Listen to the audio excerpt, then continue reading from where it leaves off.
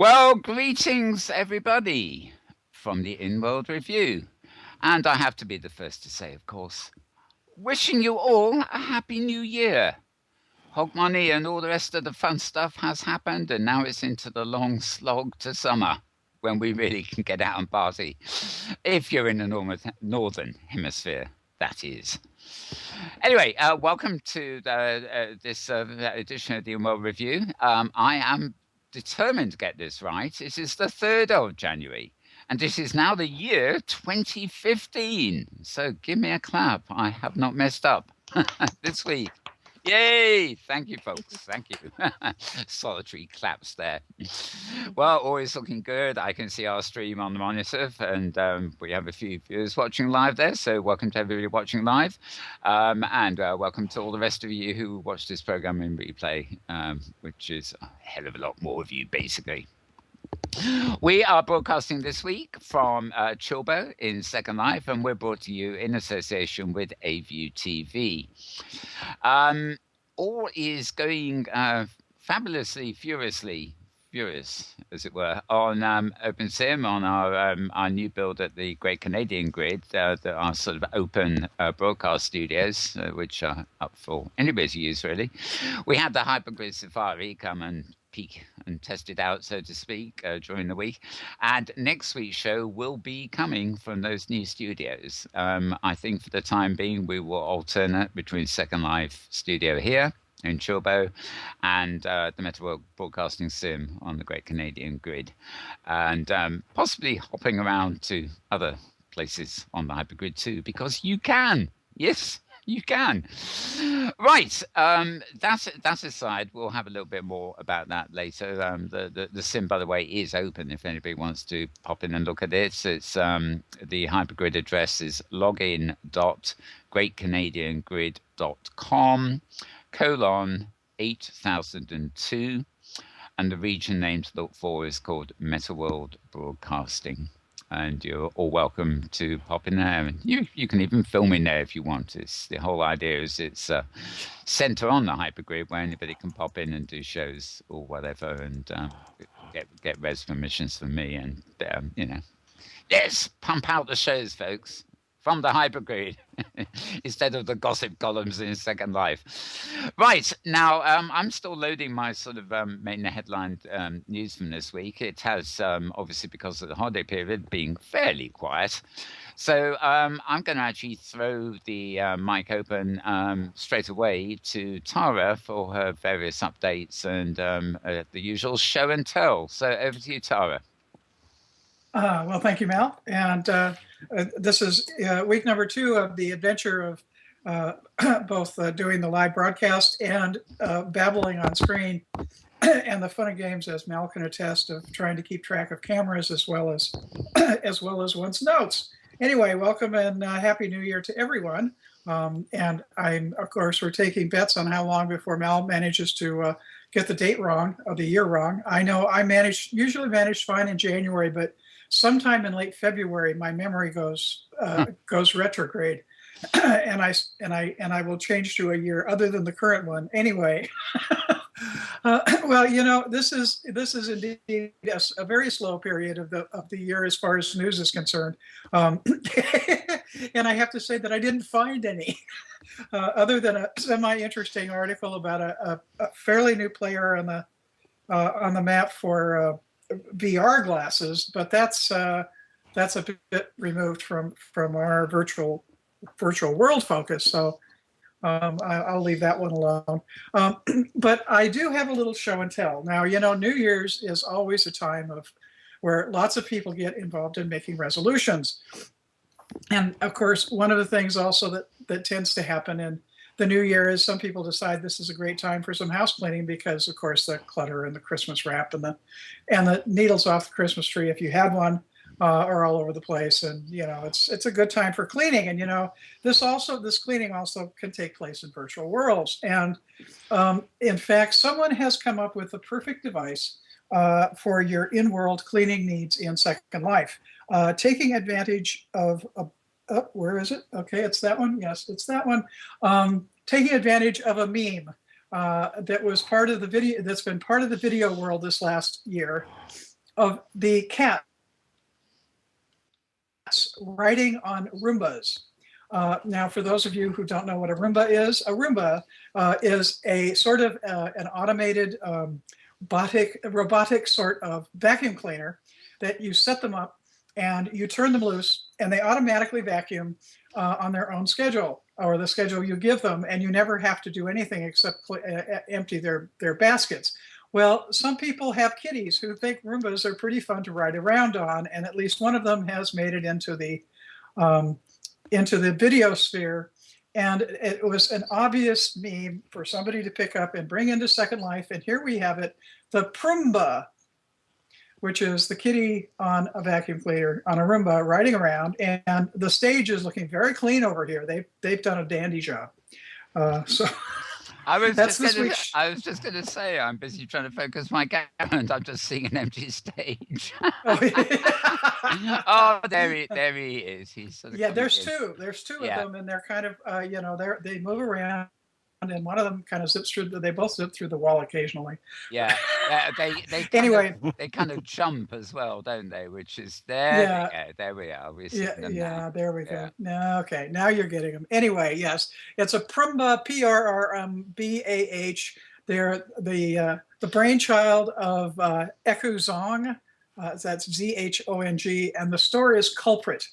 And Culprit also is one of the great finds for really attractive mesh furniture and some great mesh buildings. In fact, if you happen to visit Chilbo and you wander around the current town hall build, the buildings of town hall are all Culprit products.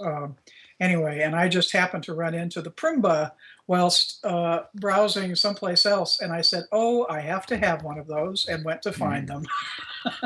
So there we have this week's show and tell. And let me see. I guess we'll go back over here to my camera. There we go. Yeah, you've got these cameras all preset, but then I have to look up the numbers because I never have them memorized.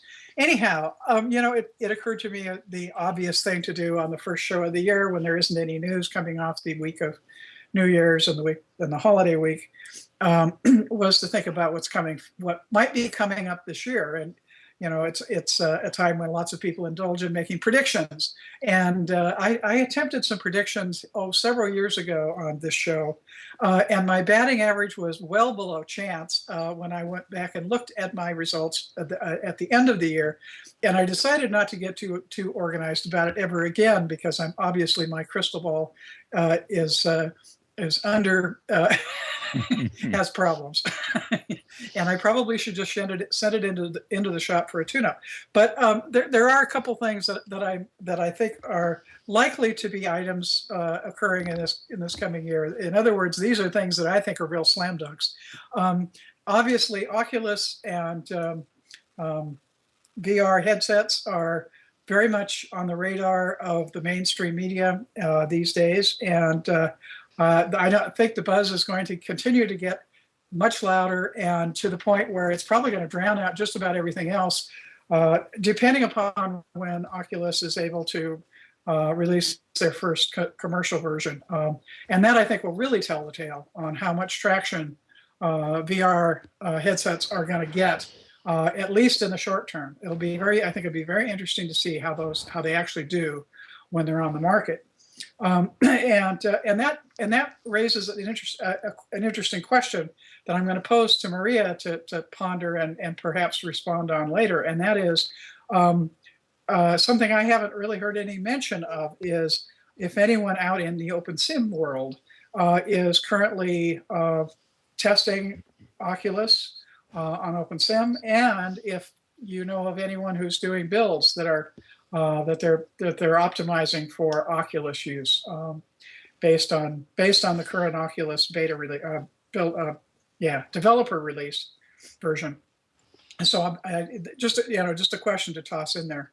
Obviously, Second Life has updated their beta version for Oculus to handle the new Oculus version. And who knows, I might actually try that out sometime here in the next few weeks. Wait and see. But the other thing I think we'll likely see this year, last year, of course, there was lots of buzz around Second Life about Linden Lab revealing that they were starting to work on what promptly got termed Second Life version 2. And I think that sometime this year we're going to get a heftier teaser, at least from Linden Lab, that might give us more of a notion of what direction they're headed with this, or what all is coming together. I think that could be a very interesting.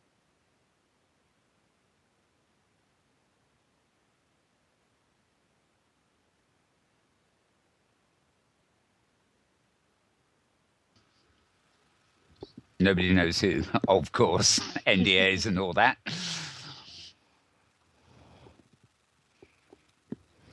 Oh, I seem to have lost Tara. Hello, Tara. Okay, I'm putting a thing here saying problem with the call, which I seem to be hearing everybody else. So yeah. Back. Welcome back, Tara. Yeah. Okay. Oh, how much of that didn't you hear? We lost you for about a minute there, I think, actually. So yeah. Oh well, okay. I was just kind of wrapping up, and I don't know if you heard my comments about my prediction that we're going to get at least a good teaser from Linden Lab on what Second Life version 2 will be. Yeah. Anyway, and my secondary prediction on that was that Oculus and VR will basically enable Second Life to quit losing Sims quite as fast as it has been over the last couple of years. Anyway, then that's all I have. So I'm going to toss it back to you, Mel. Okay, well, thank you, Tara. While you were talking to thin air, as it were, I did say that in our Payet had a blog earlier. I think it was today, in which she said nothing, but apparently she didn't know of anybody involved, but she had been hearing rumors that Second Life 2 may already be being beta tested with certain people, so it could be very close. And the buzz, we mentioned this last week, but the buzz on OpenSim too seems to be people using the OnLife streaming viewer, which of course you can now choose between Second Life or Firestorm, and if you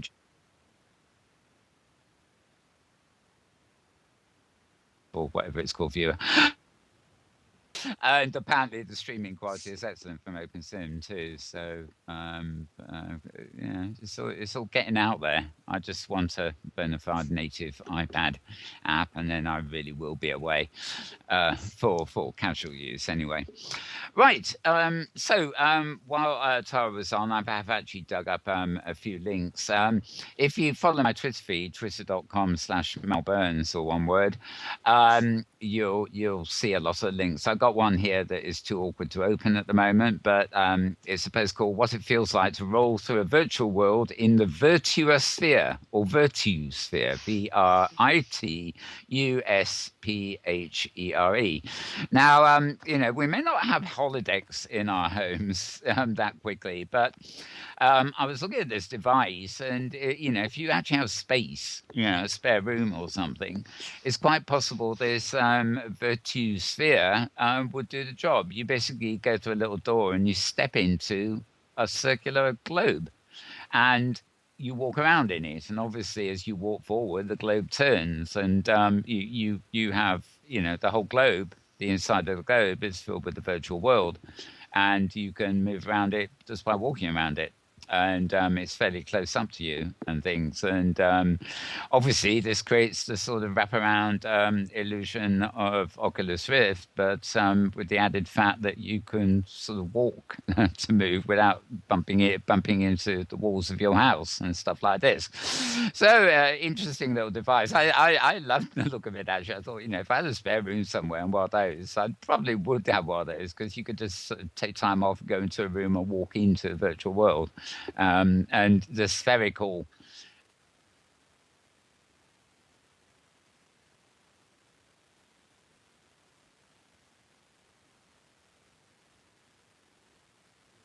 we never know what the future holds.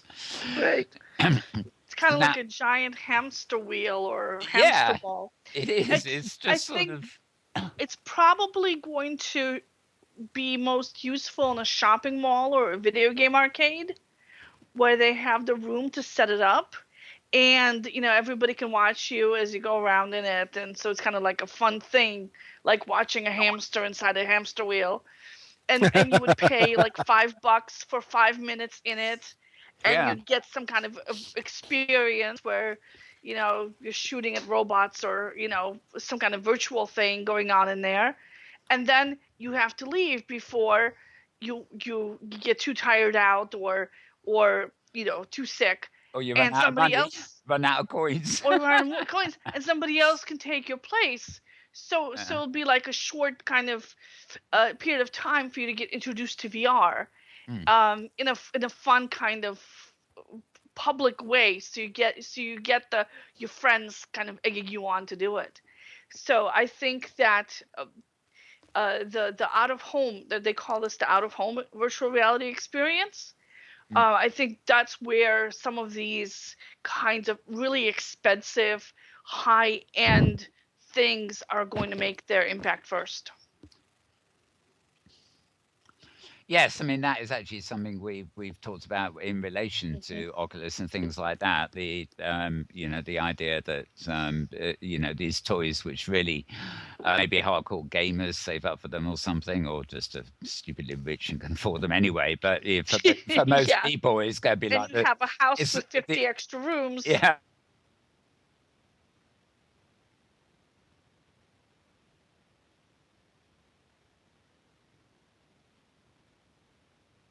Experience will maybe transfer into some sort of home experience too. A bit like cinema was cinema in a big place, and it's suddenly morphed into television, or the idea of the box in the home. So, Or the way that theater. or the way that actual video games morphed into home consoles. Yeah. So the out of home experience is a place where you can really monetize these things that otherwise you'd have a audience of 5 millionaires, because most millionaires are too old to appreciate it. So by putting it into a mall, you can charge a few $1,000 for it, because they can get the money back at $5 a pop, or however much they charge for a ride. Indeed. So you get the money back. So you build a bunch of them, and now you can test and see which ones work best. And people can build a lot of different approaches to virtual reality interfaces. And no matter how expensive, it's still worth it to put it up in a mall, and then prices will come down. Indeed. Well, as Tara sort of mentioned, you've hinted out there, really. This there might be a dearth of major news this week, but on the other hand, it's the time of year when all the bloggers and various companies post, their year in review. Looking back on the year gone by, and some of them actually making, as Tara mentioned, predictions for the coming year. We never know what the future is. I'm not very inclined to make predictions myself, because there's so many things, and only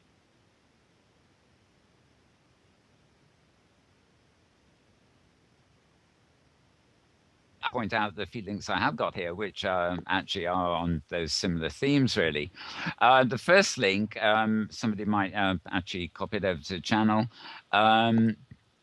I see it'd be certainly with our replays anyway. Oh, come on, the chat tab doesn't want to move. Right, okay, there we are. The title of the article is 2014, obviously, the year that virtual reality changed forever. And this post is at a site called cyberserenity.net and /2015. I guess is the actual article. And it's a resume. Top of the article is just a really nice picture, which is become rather cliched actually. But certain people in Second Life and OpenSim, this looks like it was filmed at Burning Man actually, or the Inworld Burning Man. They've actually built prim replicas of Oculus Rifts, and people walk around in their avatars wearing Oculus Rifts. It seems to be the inverse of the whole idea, actually, but they do it. And there's a rather nice picture at the top of this blog with the Oculus Rift, which, of course, since Facebook took it over and everything else, has been a major center point of VR development.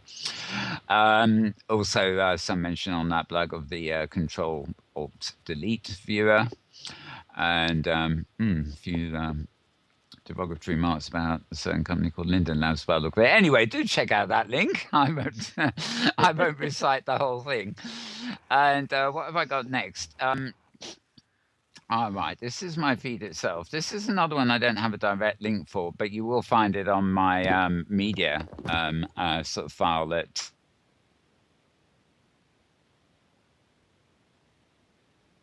And it was just one video that came up, many videos that come up in the week, which involves something called U-Fry. Now, the fry in U-Fry is the famous British broadcaster, and it seems to be everywhere all the time somehow, Stephen Fry. And this particular clip includes Stephen Fry reading his own work and a machinima that is actually filmed in an absolutely gorgeous sort of virtual environment that goes with it. And the person who created the machinima just say that you will actually be able to come and visit the sim. It's somewhere in OpenSim, but so far the link doesn't lead anywhere, so we don't quite know where it is, but it's an absolutely gorgeous thing. And the thought that Stephen Fry might be getting involved in engineering a virtual space is quite exciting. In fact, I wouldn't mind getting him on my ear to talk about it, but that might be wishful thinking. So an interesting little video from the feeds there. The next link I have is I'm just having to type this in while I'm talking, which is never a good idea because I get distracted. But the link is called The Thin Edge of the Wedge for Virtual Reality. Again, it's a kind of summary piece. And if I can just grab the actual link and paste it in. There, it should be coming your way now. It's at a site called cdixon.org. I rather suspect this is a private, sort of one-person site, but some rather interesting stuff there. Again, the focus. The actual platforms you might be using that technology to view, but rather good piece anyway. Now I've got two links from a site called Chick at Ebby's Place. This is actually this is a blog belonging to Chick Aon, who's a great machinima maker, artist, whatever. She is actually has a major region or two in the Great Canadian Grid, so she's right next. Well, she's not right next door, so she's goodly long teleport away, actually, right across the virtual continent, or ocean, should I say. But a neighbor of ours. But basically, she's just got two posts this week. The first post is called Wish List for Second Life 2 and OpenSim. So she addresses both here. And if I can get it pasted in now, just a quick copy paste, he says. Never as easy as you think it is when you're talking. There we go. And it's basically a personal wish list from her. But she's one of those people that, quite frankly, is a good authority, so to speak, and makes some very good points in her wish list. So good stuff to read there. The other link I have here, which is somewhat related to new thoughts and stuff from Chick again. It's a website again. This particular article is called Finding Our Perfect World. And I'll just get the additional link to that article so I can pop that one in there too. And Yeah, enough said for that. These are all just good things you want to read. Now, Maria, of course, has been joining in the 2014 in Metaverse news and a few sort of flashbacks and things. I have to say that I was most impressed, and I really don't know why, because nobody uses it, but there's a lovely chart in Maria's blog. I'm sure she'll talk about it later, which shows the top 10 Google Plus communities for OpenSim. And we are number 5. There's a list of I don't know how many hundreds, but Metaverse Week in Reviews Google Plus group is the 5th highest as far as I can tell from the. We haven't got Second Life and Other Virtual Worlds has over 1,000 members, and we're only a piddling, what is it, 524 or something, but it was most impressive to see it up there. And of course, it's actually got our own sort of parent show host name on it, Metaverse Week in Review rather than Inworld Review. But that's that. So that was good to see. But we'll talk to Maria shortly about that. Various destinations that have come up.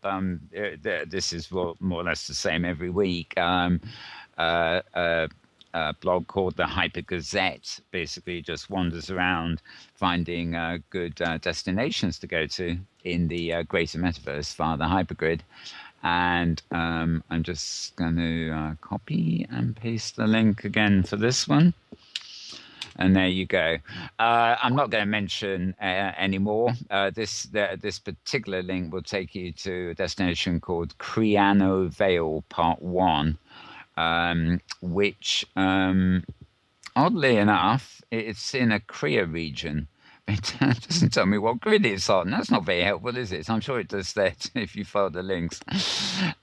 We'll find out a bit that later. But if you get to that article, just click on the Hypergrid logo at the top, and it will take you to their front page where they've got plenty of other interesting articles for you to read as well. Very good resource, that.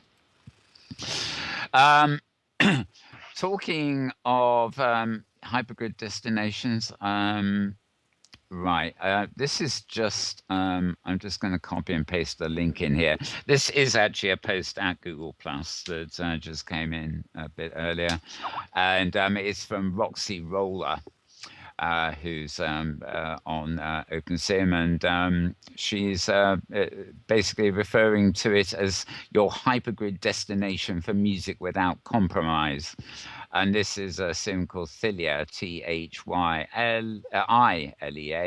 and that's on the Kitely grid. I always laugh a bit with music venues and stuff being on Kitely, because those of you who've ever hypergrid into Kitely will know that you have to do something after half an hour to actually make sure they don't kick you out. And since most gigs are at least an hour, this sort of half an hour timeout doesn't really seem to be the ideal time. Maybe every hour instead of every half hour, Eliane, if you are listening. Right, so a good piece there. And then finally, it's not really a segue because I'm going to hand over to Maria first, but the final link I've got here is 2015, the year of the new and improved Acme. What a name, eh? Acme. Acme City. And I'm just copying that over, and a couple of spaces in there, and the link. I hope that was. Yes, it did. There we go. That's my final one as well for now.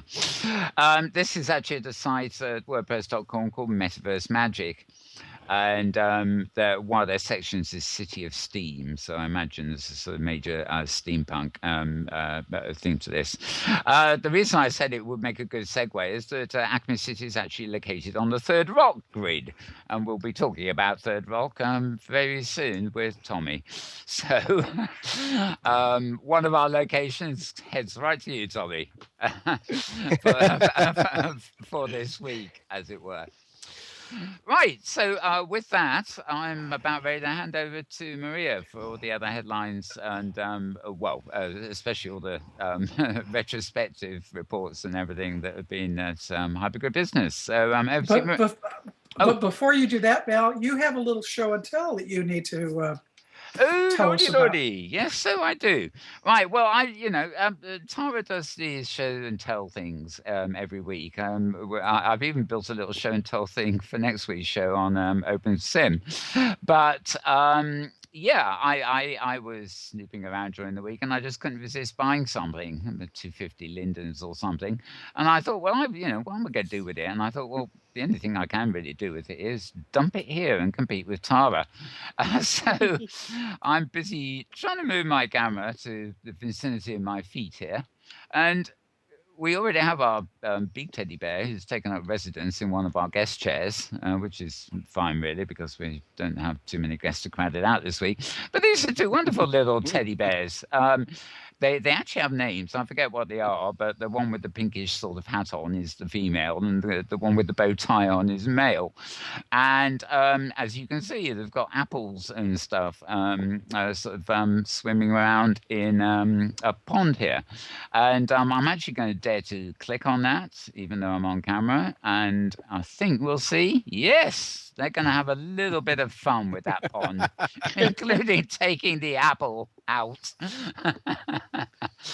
And yeah, and then the animation stops. It doesn't cycle, which is a shame. I kind of like it. Well, maybe it does cycle. Okay, they're going to go at it all day. Oh, they had a little help. No, they had a little help. I clicked on one.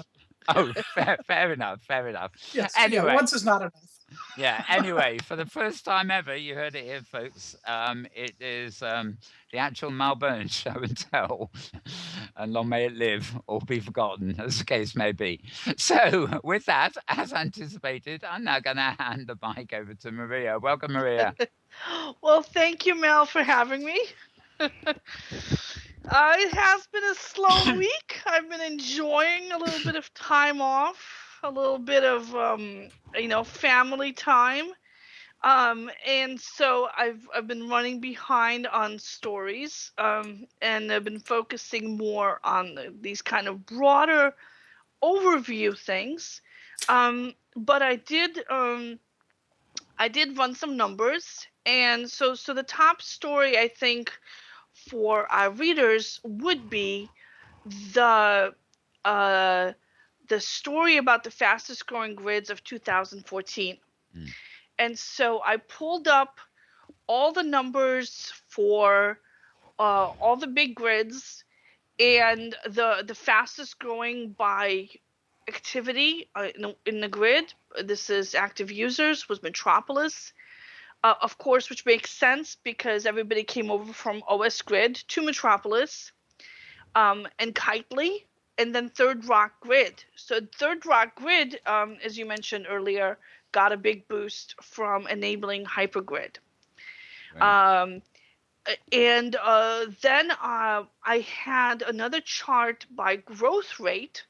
So obviously a bigger grid is going to have an easier is going to be getting more users more easily. So when you take them by growth rate, Lost Paradise almost quadrupled its active users, 373% increase. The Great Canadian Grid, 250% increase, so that almost tripled. Yeah, when it's relative, yeah, new grid, and it's small, but it's relative, yeah. Exactly, so, and it's great news, yeah. So for a smaller grid, this is a way to get into the stats, actually. Franco Grid went up 195%, so they tripled their traffic. And Metropolis went up 149%, so they more than doubled their active user counts, which is excellent considering how big a grid they are. So that's pretty nice to see. Kitely also made a top 10 list in terms of growth rates of active users with 74%. So they almost doubled their active users over the course of the past year. I don't know whether you have the stats on this, but I have a distinct impression, you call it a hunch, mostly because of the tags I see people wearing. Metropolis, of course, people's tag is hypergrid.org, which is the login URI for Metropolis. And I think of all the grids that have probably benefited from the absence of OS Grid, Metropolis may well be the leading destination. They are. Yeah, they are. Because they were the biggest they're the biggest open grid after OS Grid. And they're bilingual. They're German and English. So when people were looking for a place to go, that was a natural place to connect their regions. The other big open grids are Franco Grid, which is French, and Craft Grid, which is Italian. So it's a slightly bigger hurdle to join those grids because they're clearly kind of regional, local grids. And then we have a couple of new ones, Westworld and ATEC, but they're both launched recently. So they haven't really had a chance to kind of prove themselves yet. And of course, Westworld is on its second try up. It was formerly the Tangle OS grid. So we talked about that last week. Yeah. Yeah. Yeah, Tangle Grid, and the only thing that did happen during the week is that I can't remember what it is offhand, but Westworld did get its own login, Yuri. Yeah, so they fixed their domain name. Yeah, that was good to see. All right, so let's see. As far as new registered users, now registered users are people who come into OpenSim and set up an account. And Inworld's brought in 21,000 new registered users. So now not all of them stayed on Inworlds. Inworlds had a net loss of 273 active users. But given the fact that they've got like 8,000 active users a month or more, this was not a significantly big loss for them. And as David Dashler pointed out in the comments, this goes up and down every month. So if I had done the same thing, 2 months ago or 2 months in the future, the end results for Inworlds would be different because, like I said, 200 is very small compared to their thousands of active users. But they brought in 21,000 new registered users to OpenSim, which underscores the fact that I keep repeating over and over again. A successful commercial grid will bring people to OpenSim. After they come to OpenSim, regardless of which grid they go to first, they will have an easier time exploring other grids now that they've learned how to do a login URI and how to configure their viewer and all this other stuff. That there are some technical challenges right now to getting into OpenSim. And once you've overcome those technical challenges, it's a lot easier to explore other grids. And in fact, when I did the survey earlier this year of what people thought of their grids, I also asked them what other grids they'd been on. And Inworld's residents have visited a lot of other grids as well. So, and this is probably one reason why their active user numbers aren't going up as much as they used to, because people go into Inworlds and then check out other grids and maybe decide to settle somewhere else. When the first walled garden grids started coming up on OpenSim, I guess Inworlds was the first, but it was fairly shortly followed. It's no longer a walled garden, of course, by Craft Grid. And I did get the impression that people, wanting the extra prims and the cheaper space and, creators especially were sort of tossing up between Craft Grid and Inworlds. And now Are you sure Craft and not Avenation? Avenation? No, it was Craft. I mean, in the very name of the grid, they were appealing to creators, craftsmen, that sort of thing. So I'm really sort of judging this from the artists folks I know who were sort of looking around and weren't sure where to go to Inworlds or Craft used to be a smaller area on a big Italian grid. The big Italian grid splintered into pieces, the biggest one of which was Craft. The big Italian grid was also an open grid. I forget its name right now. It's like it'll come to me like in the middle of the night. I'll wake up and go, "Oh, yes. It's this." Yes, I remember that. Yeah. But yeah, it was a large open Italian grid. Craft was one. They switched to a federated model, Craft was one of them. It was I do not think that Craft was ever a commercial grid in competition with Inworlds. Avanation was the big commercial grid in competition with Inworlds, but you might be thinking of a different grid because No, I they're, think. they're using the same names over and over again. Yeah, I think I was thinking not so much as a big commercial world, but Craft at one time was not Hypergrid enabled. I'm pretty sure of No, that, and I it think launched from the beginning as a hypergrid enclave on the bigger Italian grid. Okay, fair enough. I stand corrected. I should have shut up as usual. Carry on. Move No, on. they decided to do this thing where they couldn't manage the infrastructure for a large grid anymore. So what they decided to do is split it up into servers, each one its own little mini grid, all connected via hypergrid teleports. Okay. And Craft was the largest one of these. And then the whole thing just fell apart. And Craft remained, and just Craft grew into a bigger grid. And I will look up to see which grid Craft came out of. Okay, so let's see. So Inworlds brought in over 20,000 people into OpenSim this year. Kitely brought in 12,000. Avanation brought in 8,000. So the top three are the top three commercial grids. This is where they're doing the biggest bulk of the work about bringing in people, which makes sense because they're commercial grids, so they have a profit motive to bringing people in. Now, Metropolis gained 3,000 new registrations, but those could well have been OS Grid refugees. And then the next grid after that is Island Oasis, which brought in close to 2,600, followed by Virtual Highway and Third Rock, all three of which are also commercial grids. So people who complain about commercial grids, who complain about closed grids, they're bringing people in. Stop complaining. Stop your whining. We have plenty of room for all different kinds of grids in the metaverse. I also took a look at land growth. And the top grid that grew in land was Virtual Worlds Grid because they added like 20,000 regions. But Virtual Worlds Grid is not a high traffic grid. They've got a couple of educational projects on there.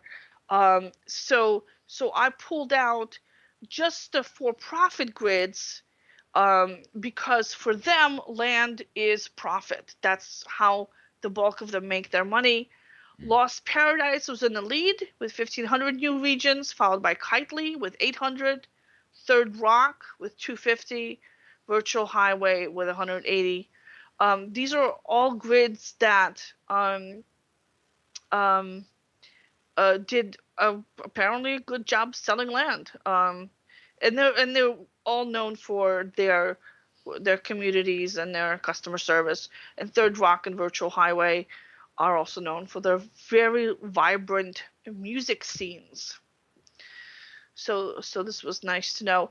Inworld was not on the list of grids that gained a lot of regions. Oh, interesting. And so I also ran the growth rates in terms of percent increase of land area. Great Canadian Grid had a close to 700% increase. Of course, it just launched, so it started from a very small base. Lost Paradise 360, Third Rock 80% increase, Littlefield 80%, Virtual Highway 70%, and so on. Then Inworld's David Dashler reminded me that I was going to do the averages for this past year as well. Which grid had the most active users on it every month? And obviously, Inworlds came in on top with 7,781 average users in World every month. This is unique actives. Followed by Metropolis with 1,800, Avanation with 1,800, Island Oasis with 900, Kitely, and Craft, Third Rock, Littlefield, Virtual Highway, and Logicamp OS Grid was not on this list because they were down for a third of the year. Fair enough. And then I did the Hypergrid growth chart, and I mentioned this before. December was the first month in which the number of people on the Hypergrid exceeded the number of people on the closed grids. And the number of people on the closed grids had been bigger than the Hypergrid for this past year, mostly because of Inworlds. But the two lines crossed last month, and what this means is that if you're a merchant or a performer, you can now get to more people on the Hypergrid than you can get on any closed grid or all the closed grids put together. So very exciting. And the Hypergrid is in fact starting to be a lot like one large interconnected grid or web. Yeah, very much. Especially with the communities and everything else. So, which is another story that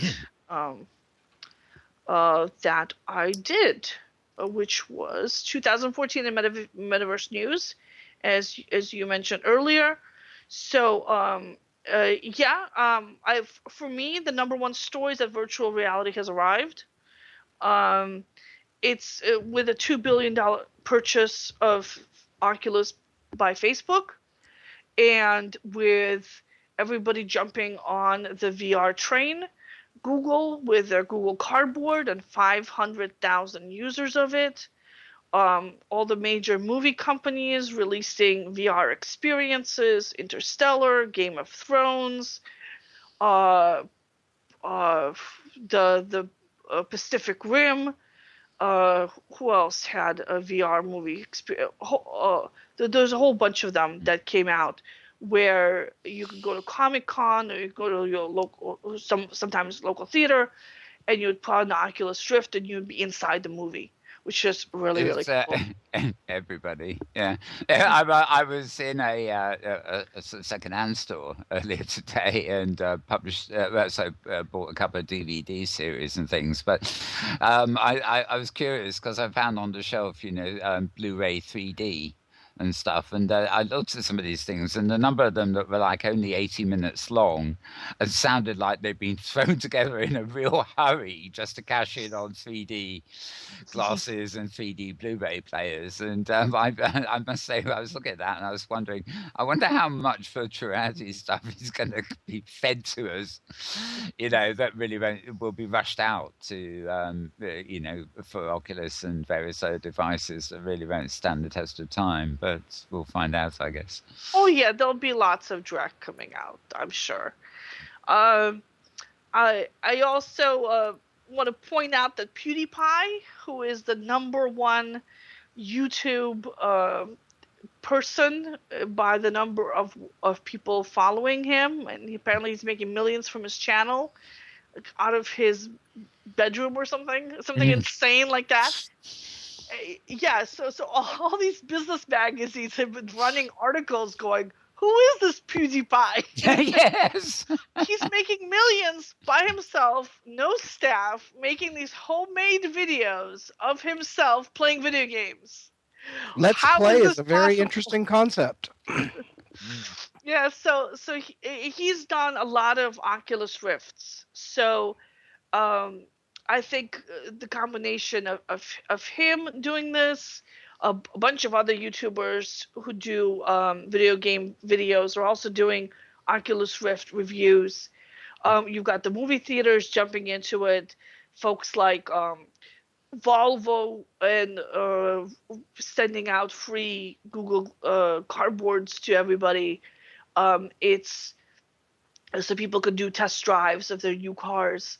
We're really starting to see people jumping on the hype bandwagon, which as a journalist who lives on hype, I'm all for this. That's one. That's a nice line, isn't it? Yeah. So I mentioned the Hypergrid. So we had several grids switched on the Hypergrid last year, and we just talked about Third Rock Grid. Tangle Grid has also switched on Hypergrid. Spellscape Grid switched on Hypergrid, and Kitely switched on Hypergrid. I mean, we tend to forget that this all happened this past year. And of course with the Kitely market as well. And so the Kitely market has been growing fast, and the exportable items on the Kitely market have been growing significantly faster than the non-exportable ones, because Kitely is a filtered grid. The original creators decide whether their content has to stay on the grid or can leave the grid. And it's so both Inworld stores and the Kitely marketplace, you can decide if you're selling just to local residents or if everybody can come over the Hypergrid and buy this or have it delivered over the Hypergrid. So it's pretty exciting that this has taken off. And the leading merchant on the Kitely market, Wayfarer, what's his name? Oswell Wayfarer, who has the World's End Landscaping and Roleplay store, was leading merchant. He said that he's had several customers come to the store and spend $100 or $200 in a single shopping session. Yeah. He said, quote, "I consider the myth OpenSim people won't pay for content to be refuted beyond doubt." So he also said that customers are willing to pay extra for Hypergrid delivery. And I think this goes back to the point that a lot of people can set up grids and can accept Kitely deliveries, even if they're not on a Hypergrid, including company grids, school grids, and these people have money to spend.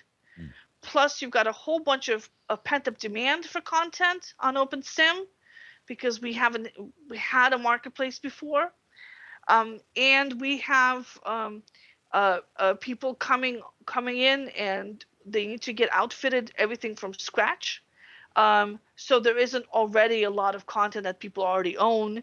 So because they're new to this, so they have to get everything. So I think those three things combined mean that OpenSim is going to stay a big potential market for quite a while. And of course, if it grows further, if the adoption rate continues to increase and speed up, then we're going to see very substantial possibilities for content creators. Absolutely. I think so. The marketplace really is defined by where the users are, where the customers, I should say, are, and as more and more of this gets bigger and better, then there's more potential there. And there's also something that I think you've talked about in the past is the value of goods. And one of the things that really counts the value of goods is scarcity.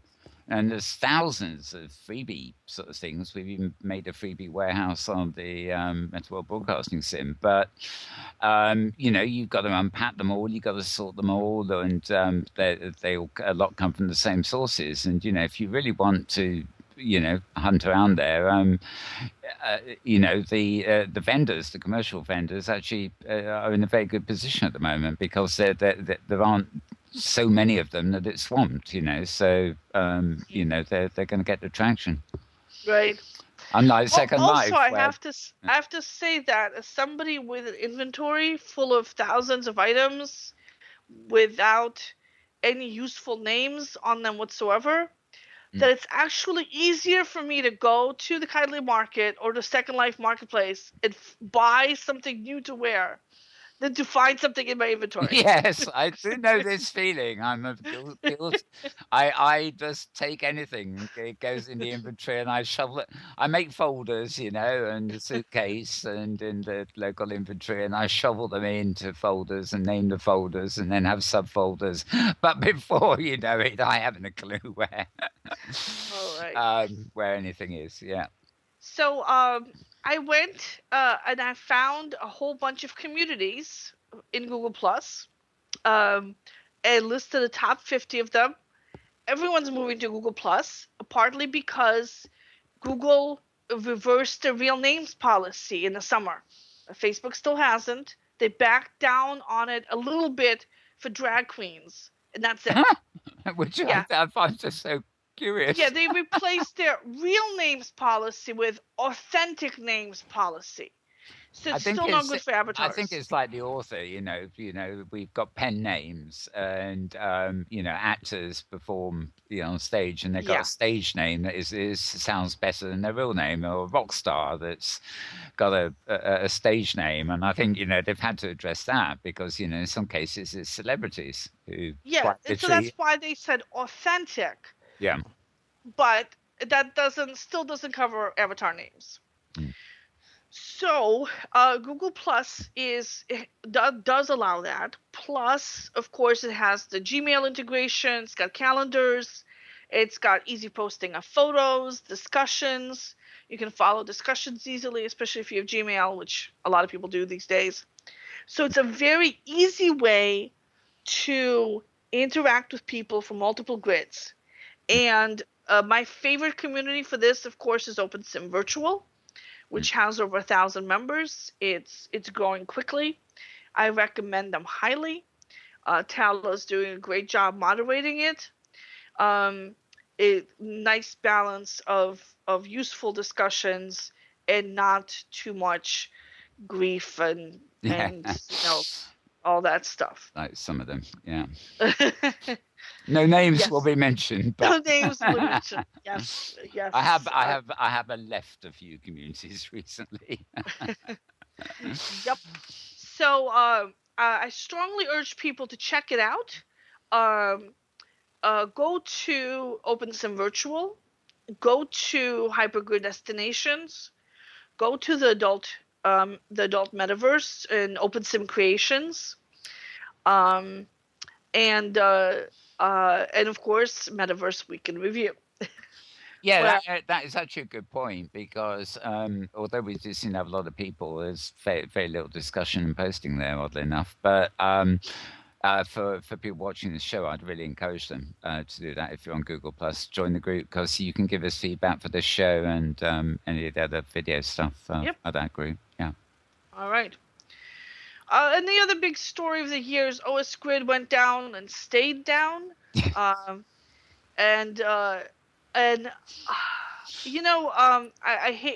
hate kicking a grid when it's down, and I definitely was promoting the fundraisers to raise money for OS Grid when they needed money to get back on their feet. But they've shown such a lack of respect for their users over these past few months. The erratic and bizarre communications that were totally inconsistent. Sometimes it's a Twitter update, sometimes it's a Facebook update, then it's a post on their news page, then it's an IRC private discussion on the internet on the chat channel that gets reposted into the forums. It was a scavenger hunt for me to keep up with what was going on the grid, because you never knew what was happening.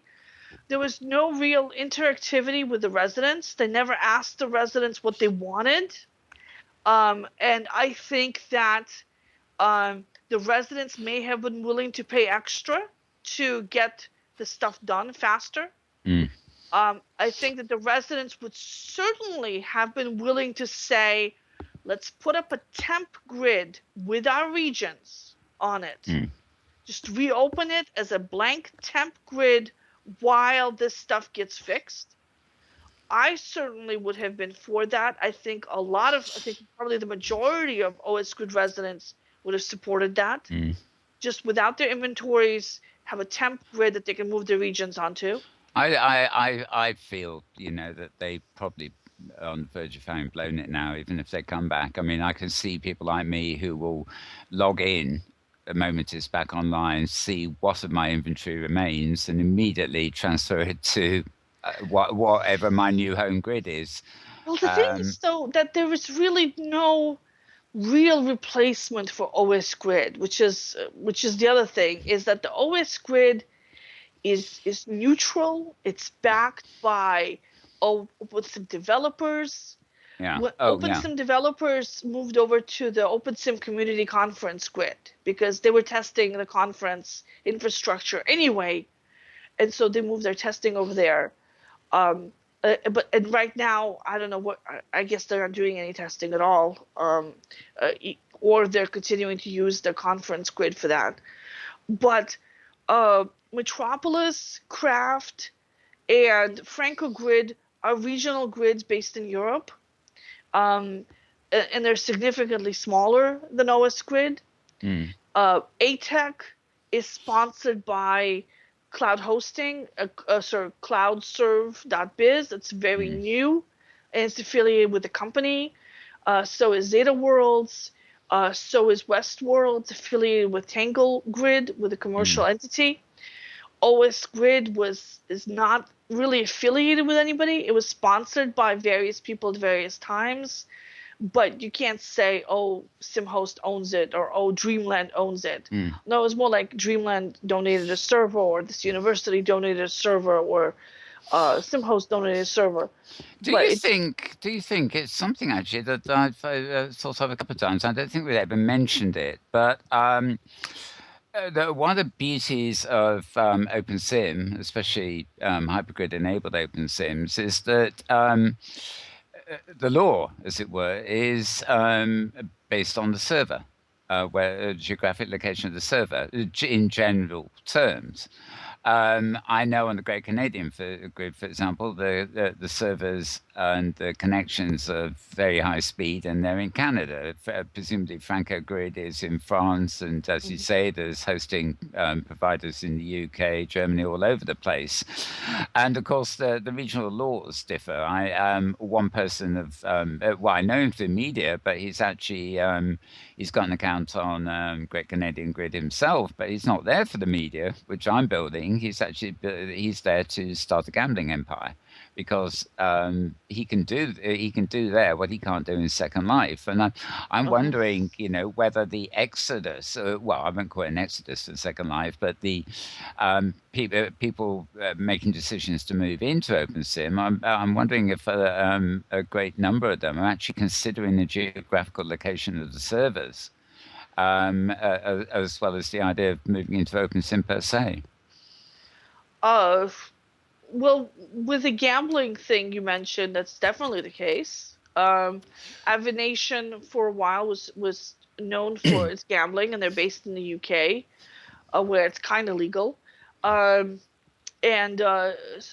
they had a different legal basis there, different requirements. I don't think they were able to capitalize on that interest. But originally, a couple of years ago, it was definitely there. Inworld, of course, is based in the United States, so they have to comply with the U.S. laws. But that's, I think that so there's two factors. One is the gambling, which is on its own. It's a standalone kind of issue, and it's a big issue. The other is, where are your users? So if you're an Italian grid, you want to have your servers in Italy, so as close as possible to your customers. If you're a French grid, you want to have your servers in France, so they're as close as possible to your customers. If you're a Japanese grid, you want your servers in Japan, because it will take longer for people from other areas to access your grid. And this was one of the surprising things with Linden Labs and Second Life. In fact, some years ago, they had servers in the UK here. They had server farms in Amsterdam, and Singapore. They really were spread out around the world. But now everything in Linden Labs is in their own American server farms, and it's it's not only a walled garden. It's actually the servers are geographically confined to United States territory. You have to consider the fact that they have a trade-off. All the centralized services are in the United States. So a grid's region doesn't just communicate with its users, but it also communicates with the centralized servers. Oh, yeah. Say, to get your inventory and stuff. So you're getting an increase in speed by having the region servers close to the customers, but a decrease in speed from having the region servers far from the central servers. Yeah. So I think that and since you get a discount if you have more servers with any particular hosting company, they might have just picked the cheapest one and centralized there, just to make that more efficient, make the back end infrastructure more efficient too.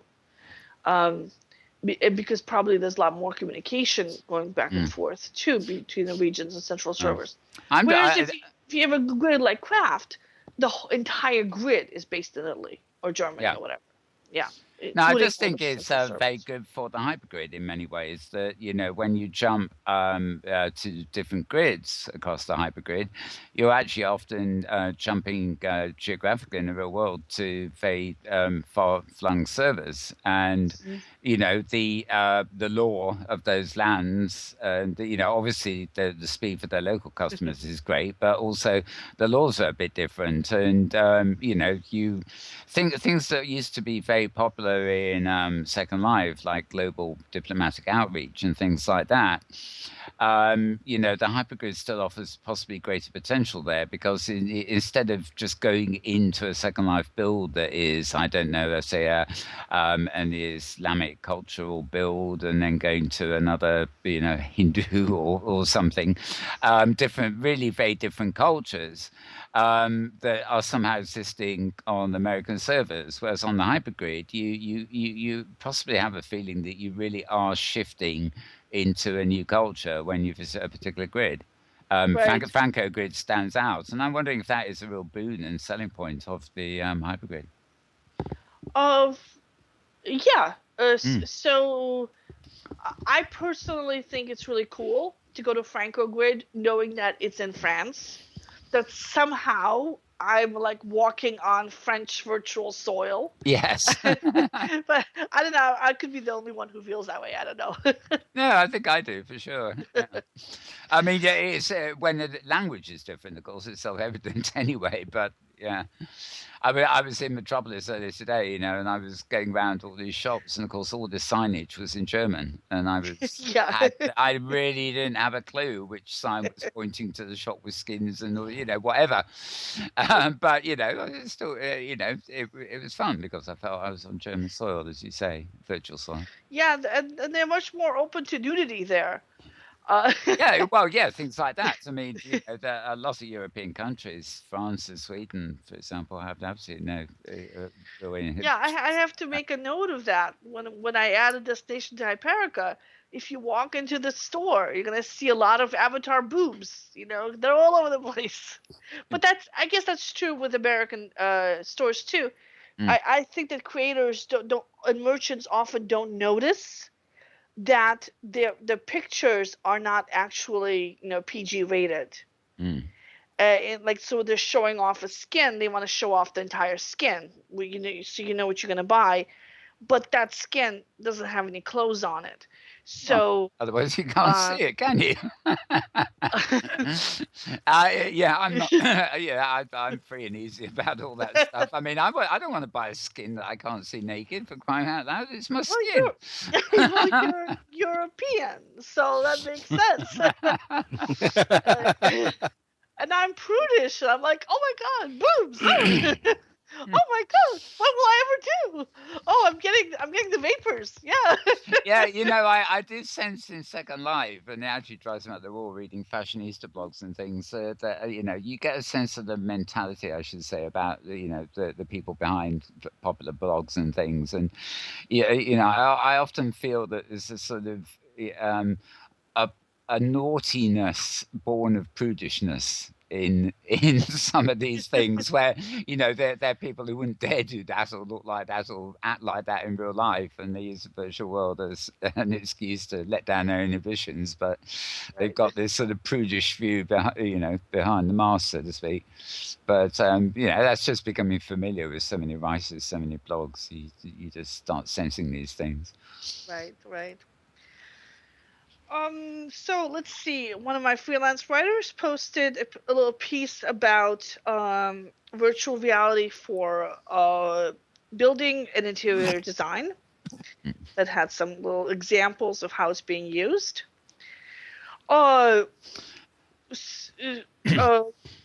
I ran a piece that's actually was supposed to run quite a while ago. Hypergrid offers inventory backup. Yes. We talked about this last week that Spellscape and Metropolis have inventory backups. Well, so does Hypergrid. So that means that if you want to move, say, from ATEC to Metropolis or vice versa, you can export your entire avatar's inventory and upload it to the other grid. So that's very nice. I hope to see more grids do the same. So not just so people can move their avatars over if they want to move the virtual home, but also so that they can move individual inventory folders over, so that they can share content using the IAR file type instead of the XML file type. XML is not consistent, it's not reliable, and it doesn't support scripting, whereas an inventory folder is like the whole folder. Okay. So now the ATEC inventory backup right now is the entire inventory. So they let you upload individual folders, but for downloading right now it's the whole inventory. They're working on making it individual folders as well. So that's a nice little functionality.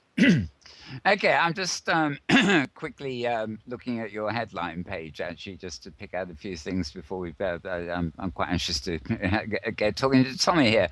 Okay, so the last one I have is the OpenSim is the Metaverse 1.0. Yeah. We can skip the Metastar one. Well, actually, no, I was just going to mention these, how to become a Metastar in 2.15. Yeah, that passed me by a little bit, but I did notice it got quite a lot of comments on the Google Pluses and things. So it obviously didn't go amiss, although to me it wasn't directly Metaverse related. Because you're already a Metastar. Yeah, oh yeah, well, in my case, of course. But didn't you have it, and you had a piece from John Bouchard, I think, changing your home, try virtual reality?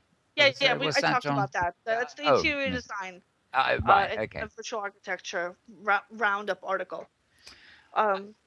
So, do you want me to go through the reasons why OpenSim is the Metaverse 1.0, or should we just send people to the article?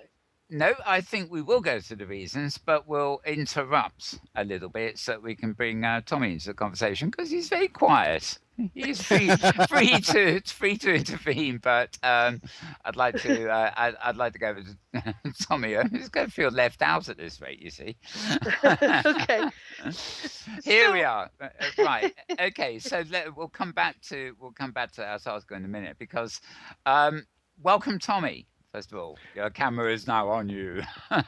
Thank you very much, Mal. A pleasure for you having me. Yeah, and you've got our big bear to cuddle up to, and you're sitting in that lovely chair that some of our guests get to be in, the wood chair. So you're looking good. Now, yeah. First thing I'd like to ask actually is you've been fairly quiet during the sort of discussion come news reading. Any thoughts on anything that we've just been Maria's just mentioned or I mentioned earlier? Any comments you want to make on those subjects? Oh yeah, that was incredible. You guys had some very interesting information that you had provided, and that. I agree with what you had said about OpenSim. The time is now for OpenSim. It has finally reached its it's not a plateau, it's a pinnacle. And that means that there's another pinnacle ahead. It doesn't mean that we're at a plateau and it's going to drop off. We are now at a point, 2015 is the point where people are going to actually come to grips and understand the concept that there is more than just Linden Lab and their concept of what a virtual world is. Okay, that is where we all come into play, and we are the pioneers that will bring this to where it needs to be. Finer words never said, I think. Absolutely. Well, you of course are you? Am I right in thinking you're a joint CEO of Third Rock? I'm a partner. That's correct. Part of it, yeah, right. Maria has mentioned, and it has been fairly obvious for some time, you have recently, it was barely a month ago, really, I think, isn't it, when you actually have opened up to the hypergrid, or at least some of your regions have, because you leave this to the individual region owners as to whether they want to connect. Is that right? That is correct. And that was a really big boon for us. That increased our visitor status immensely. You know, we were actually planning on getting into the hypergrid scenario, but we wanted to make sure before we dived into such that we were able to ensure that our permission systems were working, that our content creators were going to be protected. That was our paramount issue, and we had to make sure that that was taken care of prior to committing to opening to the hypergrid. And like you said, yes, we are very limited right now in the amount of regions that are accessible, but as time permits and region and estate owners begin to accept hypergrid for what it is, that number will grow. Is there a lot of enterprise commercial activity on your grid, and are the reservations partly to do with that? Or were the reservations, I should say. Are you referring to the First Land program? No, no, nothing so exact really. I'm just wondering if do you have your own currency, for example, or do you have vendors that are buying and selling goods? Who some want to be hypergrid enabled, some don't. I'm not talking about just residents. I'm talking about the commercial sort of. Absolutely, we were the first OpenSim grid with a working economy. Terry Ford was the first to create the working economy for us, which is really a big step for OpenSim at that time. And he also was able to create the first permissions that were actually viable and prevented content theft in OpenSim. So Third Rock has had its heyday in the past. They were innovators of technology that was necessary to help bring OpenSim to what it is today. Okay, and now with our First Land program and such, we're now beginning to bring Third Rock into the limelight again, where it needs to be, to help make OpenSim a platform that is recognized by everybody, not just a niche set of people. Okay, that has been limited to the world of Second Life. Going back to your roots again, how did Third Rock get started back when you started it? It's been a fair old while now.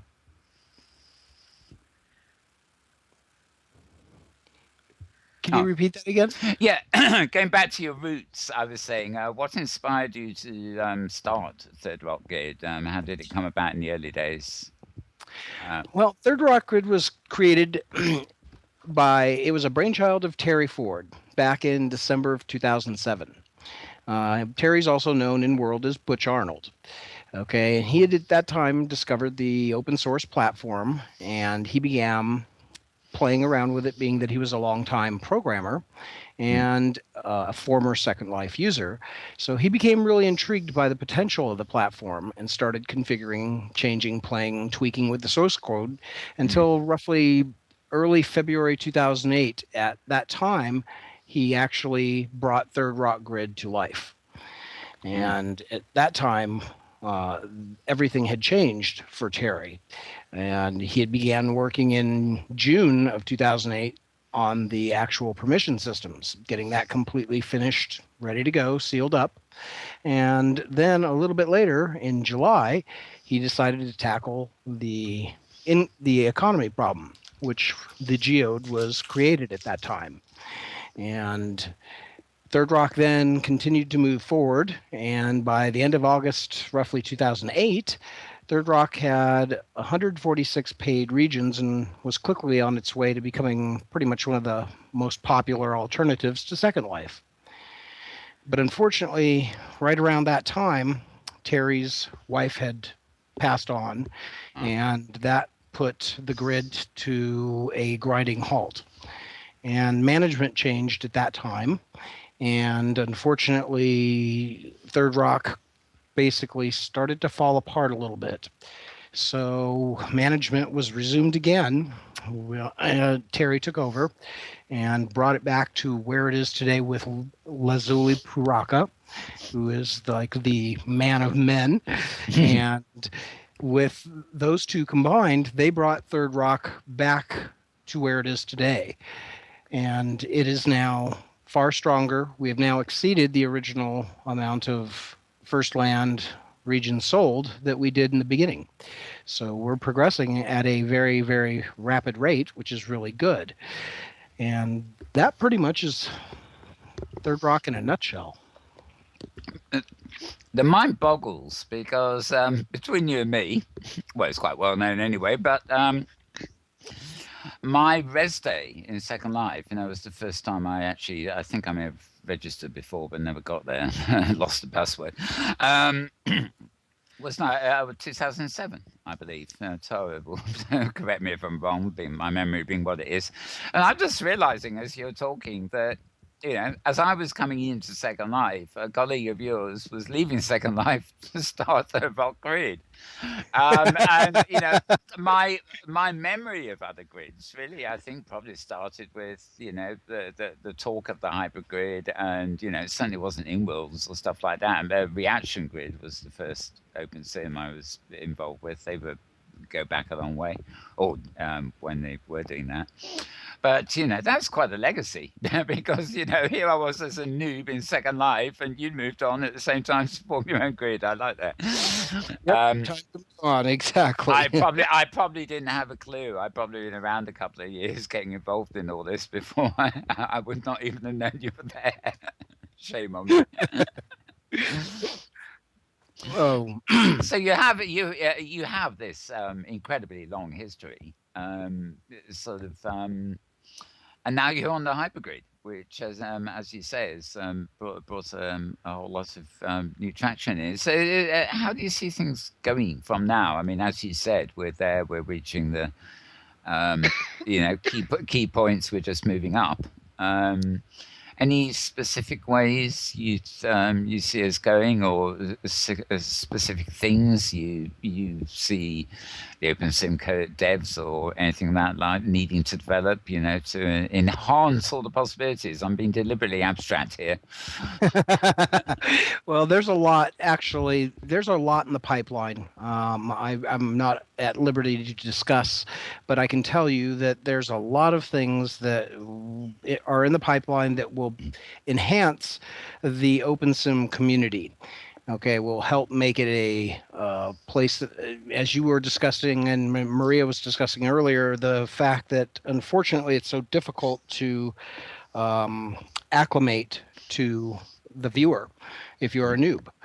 That is really that's a 12 to 18 hour process. Okay, and that needs to be expedited into a very short little half-hour process so that you can easily move, just like the Sims. It's got to be something that's very easy and simple to navigate that will not throw off the user base, because that's a big part of our problem right now is we do not have, we have no unified viewer.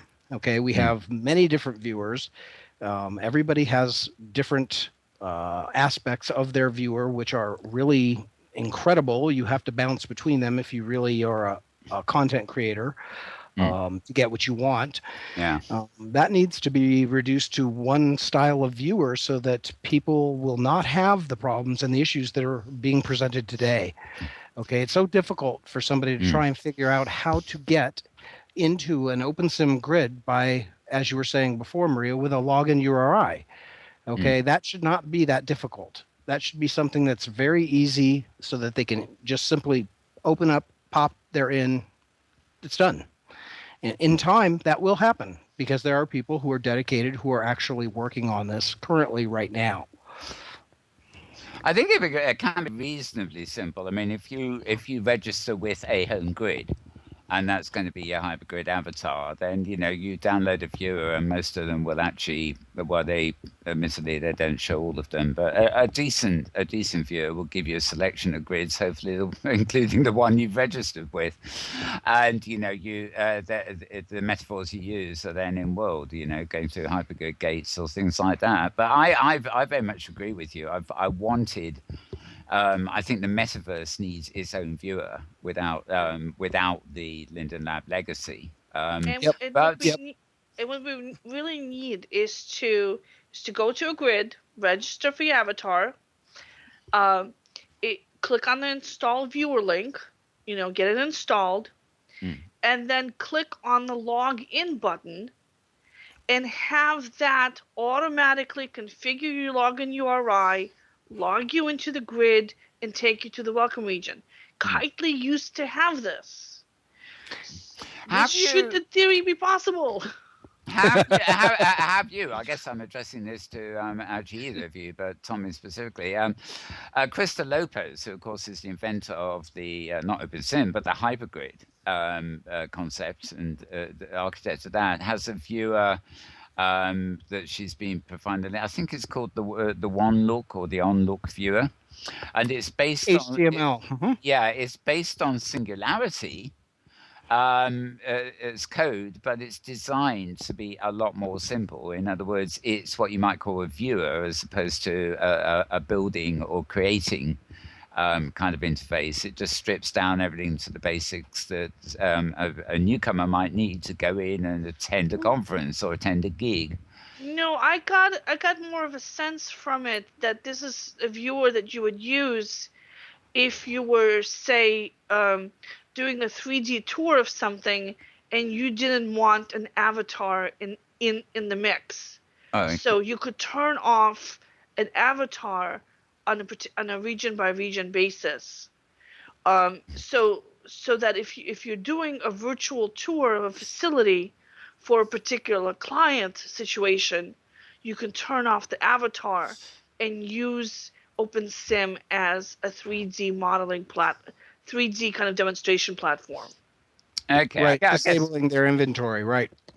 Yeah, but it's not really a useful anything for kind of the social OpenSim. It's a very particular niche use case for 3D modeling visualization applications. Okay, so I haven't got my iPad viewer yet. No, but I totally agree with this. What Tommy has said, that well, my thought is we really just do need a dedicated viewer. I'm not saying kick out all the legacy code or anything. You couldn't, but the interface itself could be. I like the idea of an easy visitors client, like a tourist viewer, and a deeper viewer for people that want to actively build stuff. I do too. I would love to see a minimum build or a no build web-based viewer for OpenSim. Yes, and that's where it needs to move. Yeah, and I was hoping that the new Grid Owners Association would help spearhead a funding campaign to get one built. I think it's coming in time. It'll be here a little quicker. It won't be as quick as we expect, but that's another thing that's in the pipeline with HTML5 and actually adapting it into the browser so that a viewer is no longer required. Okay, that right now is a thorn in our side. Yeah, you just run in the browser. Yeah, yep. Like Cloud Party did. Yep, we can get rid of that and make it so that they can simply log in via a web browser, okay, for the time being, and have access to the same interface and tools that we currently do. Okay, that will be the shot in the arm that's necessary to bring this into every every world household, global. Yes. I'm glad you changed your mind there. American households, indeed. I mean, the other thing I love... and since Firefox now has the VR support for this, and I think Google is planning to support it as well, it means that if you can see it in a browser, you can hit a button, switch to an Oculus view. And if you're wearing one of those, either an Oculus or or one of the other display devices that are maybe a little cheaper, you should be able to tour OpenSim in 3D through a web browser. Well, the other factor coming into this too is, I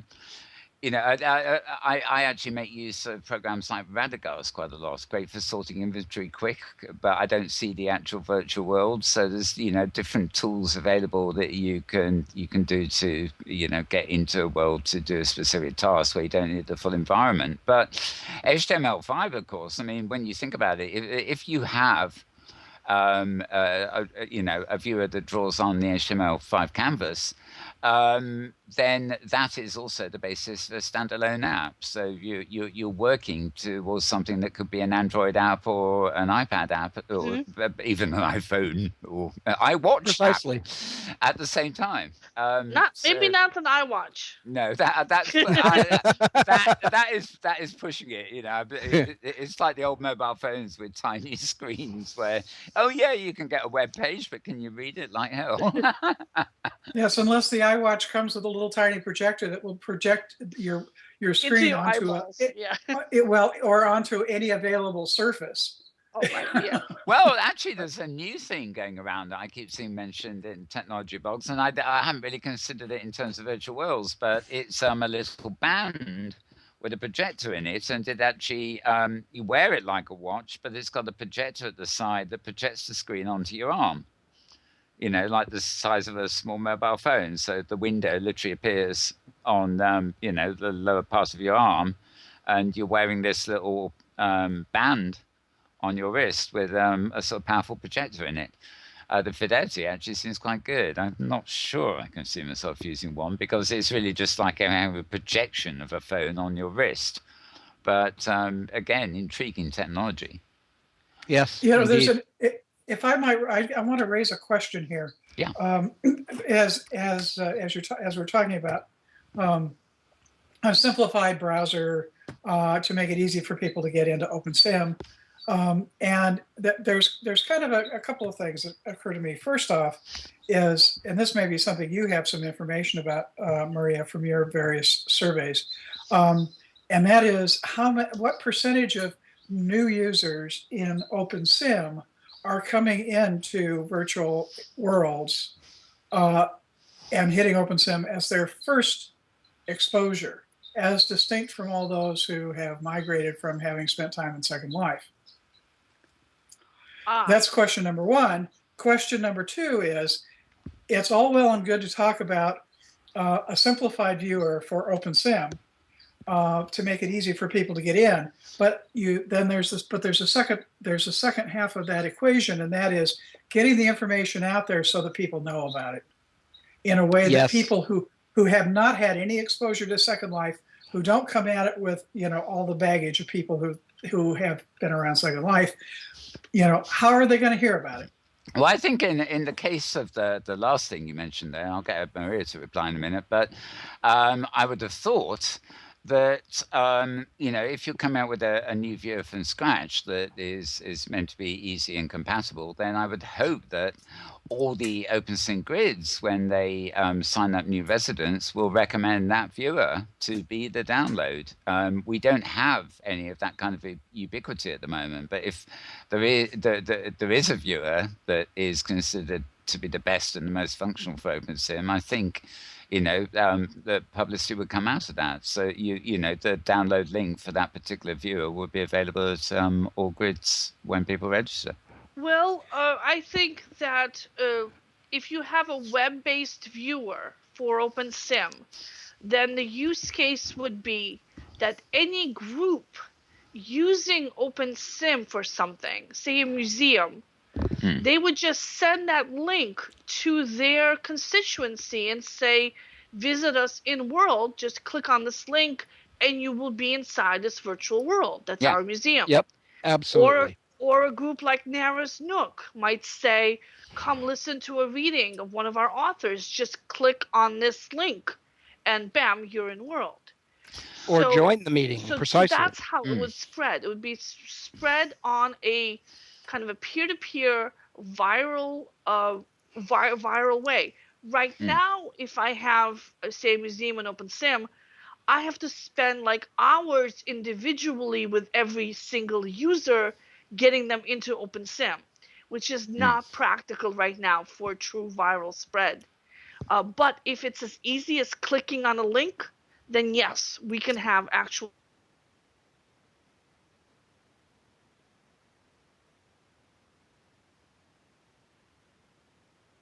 link to Tibetan. And of course, Chris is now working with Philip on Hypergrid. I don't know how much attention he's paying to Tibetan, but it was a link that 0. Yeah, it was the link that allows you to type in your platform, type in your region location, and then it makes an embeddable URL for your individual region. They can't walk beyond your region, but I thought, well, should I see if it's still there? I can do one for MetaWorld Broadcasting. No, they shut it down, and they never had the avatars working, so it wasn't usable. Right. I was just thinking from a viewing on the web thing, or they're not fully That would be great if they even had that, but no. Oh well. Whoever posted that link is a bit out of date. Yeah, it's an old link. Yeah. But hopefully it's something will I'm still hoping that the other guy who's working on something, what was it? What was the other web-based viewer that was currently worked on? I know. Monkey Unity? Sunny Salamander. Unity? Sunny Salamander. No, not Unity. I forget what the viewers called, but it was Sunny Salamander is the guy. I keep thinking like Monkey Viewer. Yeah, but it's Sunny Salamander's web-based viewer. Yeah, and it was like a year late now, and I would like very much to see something happening with that. It might be worth us getting in touch with him or trying to get him on the show because Pixie Viewer, Pixie Viewer, that was right. Yeah. No, what I'd actually heard was that his development on a public viewer has actually been hijacked by the fact he's working for a lot of corporate clients to do exactly the same thing. And I presume that if he's got an income coming in to prepare a viewer like this for corporate worlds, then maybe that might have just taken precedence. Especially if the corporate clients can just use a free public viewer, they might not need to hire him. That's true. That is true. I'm not saying that's what's happening, but it's a possibility. Yeah. It's certainly definitely worthy of catching up on because I did play with that viewer and there was some unique facets to it. It looked very primitive compared to the viewers we're used to, but it was able to. I think it was the viewer that actually had one fascinating aspect. You were actually able to select a prim or a sculpted object, a collection of prims like a building, and 3D printed. Yes, I mean, It's kind of weird. Well, it's not that weird. Think of an architect using Second Life or OpenSim to absolutely to prototype a building. And if you go into an architect's office, you'll often find on the table in reception there's a 3D model of the project being worked on. Yeah, except architects typically use AutoCAD, high-end programs that already have the 3D printing functionality built in. Oh yeah. But fair enough. I mean, we're getting to specifics there, but people like John Bouchard, really pioneered, and but they can't walk through it. That's the nice thing. Okay, yeah. You can't walk through AutoCAD. AutoCAD is just a wireframe, and it looks really lame. Yeah. So you would export it as a mesh, and you would import it into OpenSim, and so you can walk around it, or Unity, so you can walk around in it. Lately, architects have been exporting to Unity because Unity has the Oculus Rift support right off. So if you're an architect, you go into Unity, you can have your clients put on Oculus Rift and walk around inside. Yeah, it's always been a compelling use case for that walkthrough. Yep. I mean, estate agents, or realtors, as you call them, sort of creating, even if it's just with photographic templates, 3D environments so that people can actually walk about the house before they're going to buy it, even before they actually travel 100 miles to visit it. That's definitely something in the works. this, of course, is something that's really booming now, not so much because of the platforms we're talking about, but because of the VR tech. The cardboard and the mobile Absolutely. stick in it. There's so much that is available to people with this platform that they have not even scratched the surface with yet. Okay, that people are treating this still as a virtual world. Okay, this is a virtual world, don't get me wrong, but this has far more aspects that outweigh just being a virtual world. Okay, properly used, this is one of the greatest educational tools that there ever will be. Okay, see, what we're about to move into web space. Okay, we're going to see the end of the 2D space that we have seen and grown and used for 20 years. Okay, because it's going to evolve into a web space. You will no longer be going to those 2D pages that we see and scroll down. They will. Those will be around because there's some things that make sense in 2D. Yeah, no, yes, they'll still be there. But that's where media on a prim comes in. You're right. I mean, I remember when Microsoft were in Second Life and somebody was talking, I think it was Metanomics, and I actually said, Microsoft got any plans to actually have a virtual environment on our desktop instead of that stupid desktop? And, well, maybe down the line, but they couldn't say, and blah, blah, blah. But, I've got a piece of software called Rooms that runs under Windows and actually turns things into, you can construct your own 3D space and click set the shortcut to application launches and folders into a 3D object. It crashes with Second Life, of course, because the graphics engine is running just like a world and can't run another one at the same time. But that sort of aside, I like that idea of we can do it with OpenSim, have your desktop and Hypergrid enable a room on your desktop and then go to that room when you want to teleport further. That metaphor, I think, is good. But when I'm talking, I just tend to summarize in terms of saying, well, the future is not pages, it's spaces.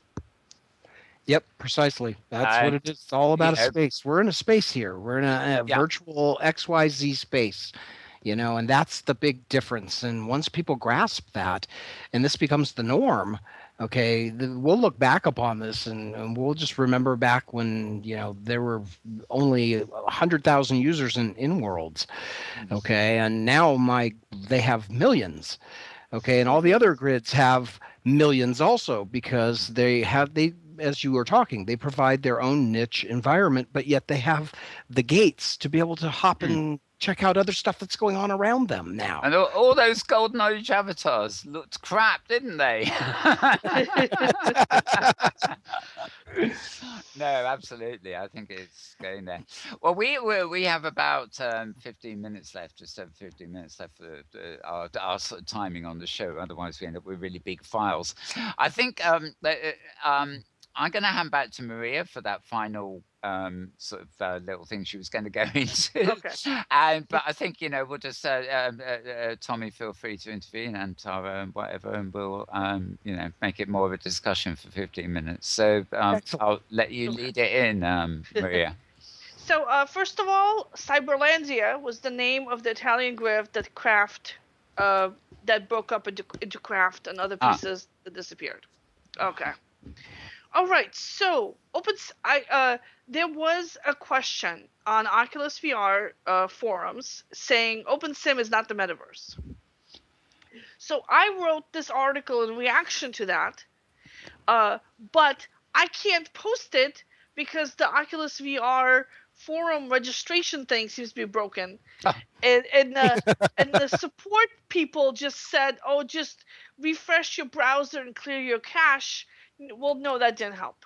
Yeah. So as soon as I can figure, if somebody else would like to post this article to the Oculus VR share forums, I would appreciate that very much. Anyway, so this is 10 reasons why OpenSim is the Metaverse 1.0. In this parallels to the early World Wide Web. It's open source. We all know this. Individual sites have full ownership and control over their content. So just like when you have your website, you own it, as opposed to having a page on Facebook and Facebook owns it. When you have your own grid, you own that grid, as opposed to having, say, a region on Second Life where Second Life owns that grid. It's infinitely scalable with the hypergrid, just like the World Wide Web is infinitely scalable. So if tomorrow 1 million people opened up 1 million grids and hypergrid enabled them all, it would not affect Third Rock Grid at all. It would not slow it down. It would not hurt their centralized servers. And in fact, unless they were starting to get traffic from those million new grids, they might not even know that they were up. It's fully peer-to-peer. There's no throttle neck. There's no centralized authority that can get clogged up. Right. Just like the web. With some basic technical skills, anyone can put up a site. Just like with the early web, any crazy guy out there can download a web server on their home computer and put up a website. And they did. And we'll have 3D dancing baloney. we'll have 3D dancing baloney, because anybody can do it, and so anybody will do it. And we do have some crazy sites out there on the hypergrid right now, and it's just going to keep getting crazier. And that's okay, because what's crazy to one person is like not another. Exactly. is the one thing they want to somebody else.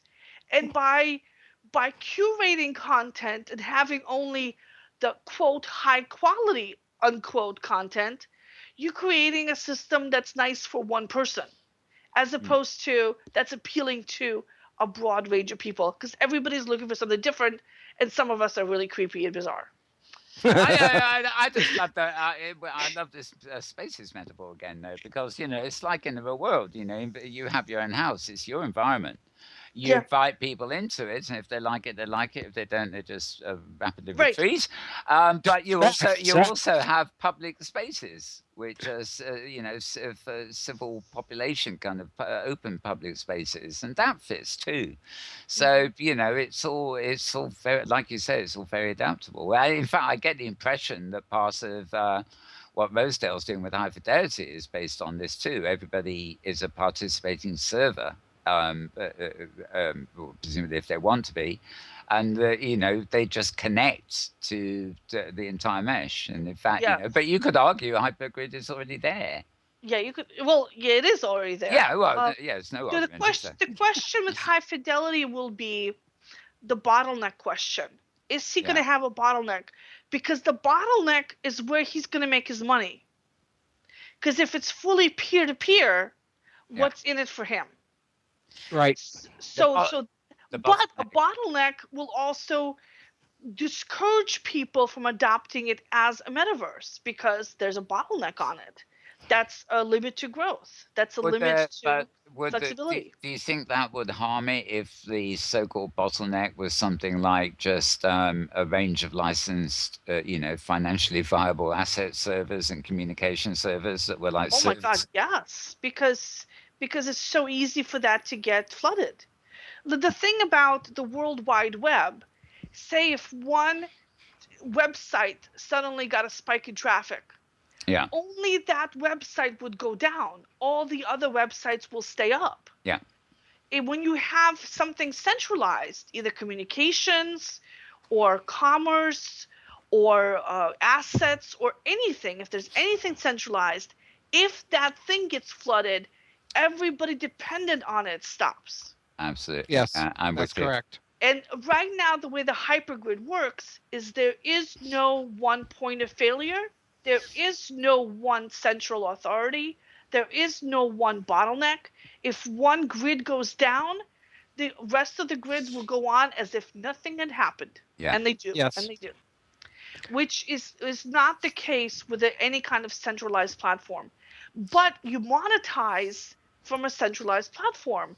So this is why I think that the early stabs at it, as with AOL and CompuServe, are going to be commercial successes are going to be commercial, because they're going to be able to monetize it. But in the long term, we're going to have a peer-to-peer open source model. Yeah. There are many hosting vendors. If you want to have a website and you don't want to run it in your house because you're not a crazy person, there's a million GoDaddies and so forth where you can run your website, and they're all competing to give you better service, better interfaces, etc. Same thing's happening in OpenSIM. We have very competitive climate right now with the hosting providers offering you better management panels, lower costs, etc., etc. Yeah. So that's a very, very positive thing. A grid can be any size. We can have a small one region mini grid for one crazy person. We can have a grid that's thousands or tens of thousands of regions. That's for big corporate grid or a big social grid. And this is a technology that can fit the needs of both the smallest and the largest user. Yeah. Yes, So it is scalable. That's a very nice thing about OpenSIM, is that it does that. Just like the web. Yeah. Yep. We can have small websites. We can have super large websites. We have third-party services in OpenSIM. The OMC is one example. It's a Vervox multi-grid currency. We can have, just like on the web, we have PayPal. It's independent of any one website. And Kitely Marketplace too. Kitely Marketplace is another service that's multi-grid.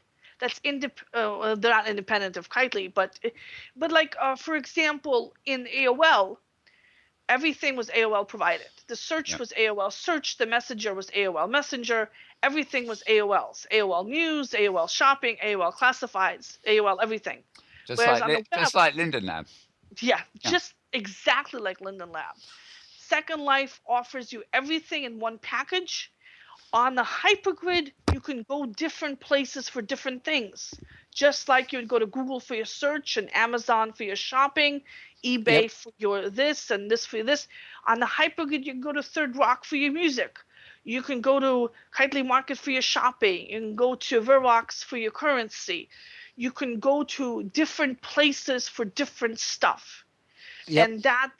And these different places for different stuff are all competing with one another, all independent of one another. You can pick and choose between them, and that means that the evolution is going to be very quick. Tommy, you were trying to. I think Tommy was trying to bust in here. Yeah. Because they've got their own currency. There's no reason why the geode currency won't go multi-grid. All it needs is an API and a module that people can install, and a little bit of a security and anti-fraud mechanisms, and a registration with FinCEN, and they're in business. Yep, precisely. The technology lags behind, and I'm not saying this is a negative for OpenSIM. It's actually positive. The early World Wide Web sucked compared to AOL. It was nowhere near as pretty. It didn't have the functionality, nothing. No buddy list, nothing. And the fact that OpenSIM is a decades-old technology means that it runs on old computers, which is what people have. I mean, yes, with virtual reality, we're upgrading our systems, we're upgrading our bandwidth, but the process is slow. Yes. The latest, greatest technology is going to put a very heavy burden on bandwidth, a very heavy burden on our computers, and a lot of people don't have that hardware. OpenSIM can run on the older hardware. And this is actually an advantage of OpenSIM over probably what SL2 is going to be and what high fidelity. Now, I'm not betting.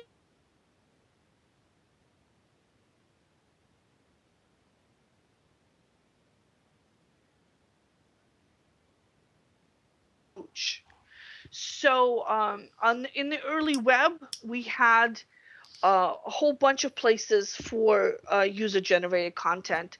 GeoCities, where people could put up little pages for free. we had all sorts of communities and forums and all sorts of stuff happening. OpenSim is currently one of the few virtual world platforms that allows you to create the world while you're standing inside of it. Yeah. As opposed to importing professionally built mesh objects. Right. And I think that this ability to make stuff, to share stuff, is one of the key advantages of OpenSim. Oh yeah. And finally, I saved it for last. Number 10, it's hyperlinked. The hypergrid is the metaverse. So absolutely, I agree 100%. So without it, there would be none. It was interesting, actually. I'll just interject here on a no tangent. Obviously, our year in review, we've mentioned Facebook investing in Oculus, and ostensibly as a long-term investment. But it's also quite apparent that both Microsoft, Apple, and Facebook are apparently working on virtual, I won't say worlds or whatever, in projects of their own, maybe environments. Right. What worries me, I asked Tommy about this too, is that what if we're here 1 year from now, and the consumer version of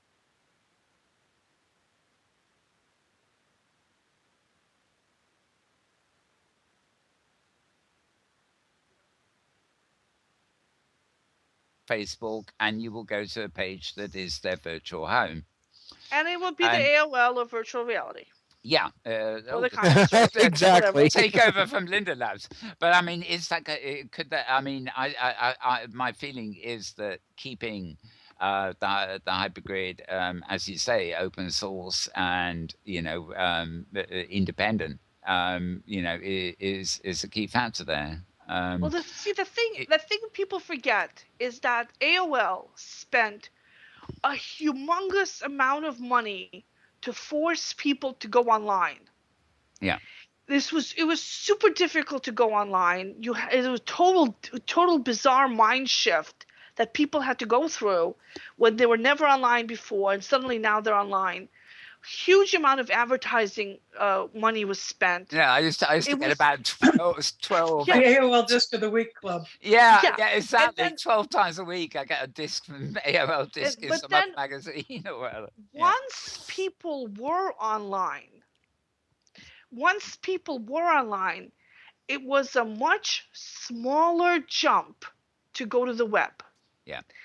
And it's the parallel to the Inworld situation. Once you're in OpenSim, anywhere in OpenSim, it's a much smaller jump to another grid. Yeah. Once you've been online, once you've put on the Oculus Rift and gone into a social world and said, oh my God, this is where I want to be, then you go, okay, I want to put up my own site. Oh no, if I put it up on Facebook, Facebook will own me. I want something that is not owned by Facebook. Where do I go? Which is the same thing that happened with AOL. If you're a company, you can't, you were doing stuff for your own employees, you can't do it on AOL. I mean, you need your own platform. If you're a school, you're doing something for students, you can't be on AOL. You need your own platform. If you're a crazy person, AOL kicked you out. You need your own platform. So the same tendencies, the same forces that push people out of AOL onto the World Wide Web, the same forces are going to push people out of Facebook's closed world or Google's closed world or Apple's closed world into the open metaverse. Yeah. Now, agreed. Is the open metaverse going to be OpenSim or something else? At this point, it's too early to tell if we have critical mass or not. Yeah. But I think it's going to look a lot like OpenSim, even if it's not actually OpenSim. And our experience right now in OpenSim is either going to be directly transferable or indirectly transferable to the new metaverse. It's the inspiration for what the metaverse is going to be. Tara. I was just going to make a couple comments, and I'm spinning off of the various transitions of 20 years ago. from the days of AOL and CompuServe to the web.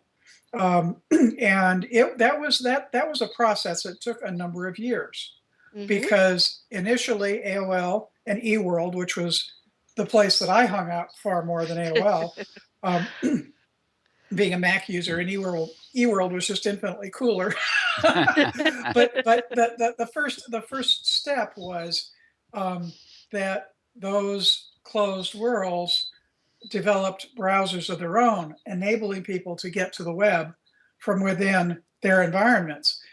Because getting an internet account set up in the early days of AOL, when the web was still brand new, when Netscape was the browser, Netscape.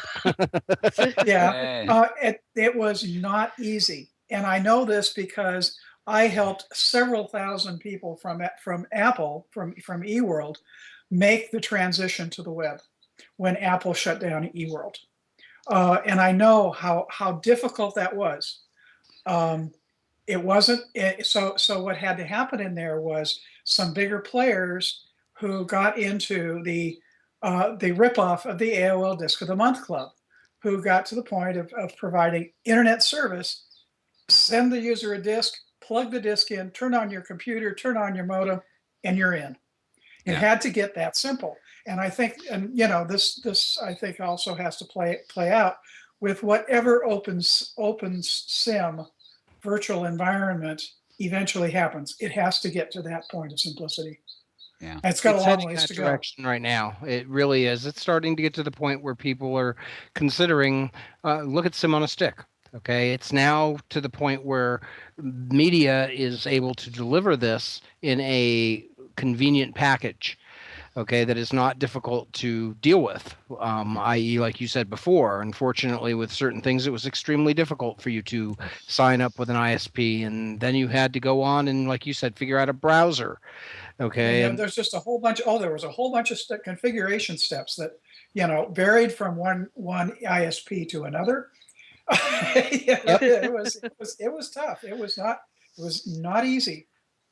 No, and that's what the nice thing about Sim on a Stick and a USB key with a predefined setup will allow the common person who never has touched a virtual world to be able to explore and enjoy that with us. Plug and play. Plug and play. Exactly. It's coming. It's not far away. Give it another year or two, and we're going to see some really big changes, guys. I mean, really big. I think one of the compelling things is, it's always the compelling thing really is content.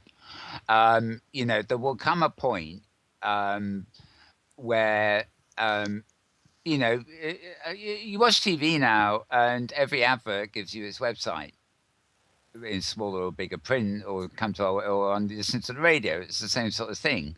At some point, it became an obvious thing to do to tell you where to go on the web. And I think if as soon as people realize there are very compelling reasons to come into virtual worlds, into the hypergrid or even closed worlds for that matter, that will be, it won't happen overnight, but that will be a key point, because word gets around. It's just like everybody on the planet has a Facebook account, but originally only a few nerds did. That's right. and bar a few American students who preceded them. And suddenly it becomes almost ubiquitous, whatever the dangers, and there are a hell of a lot, to have a Facebook account.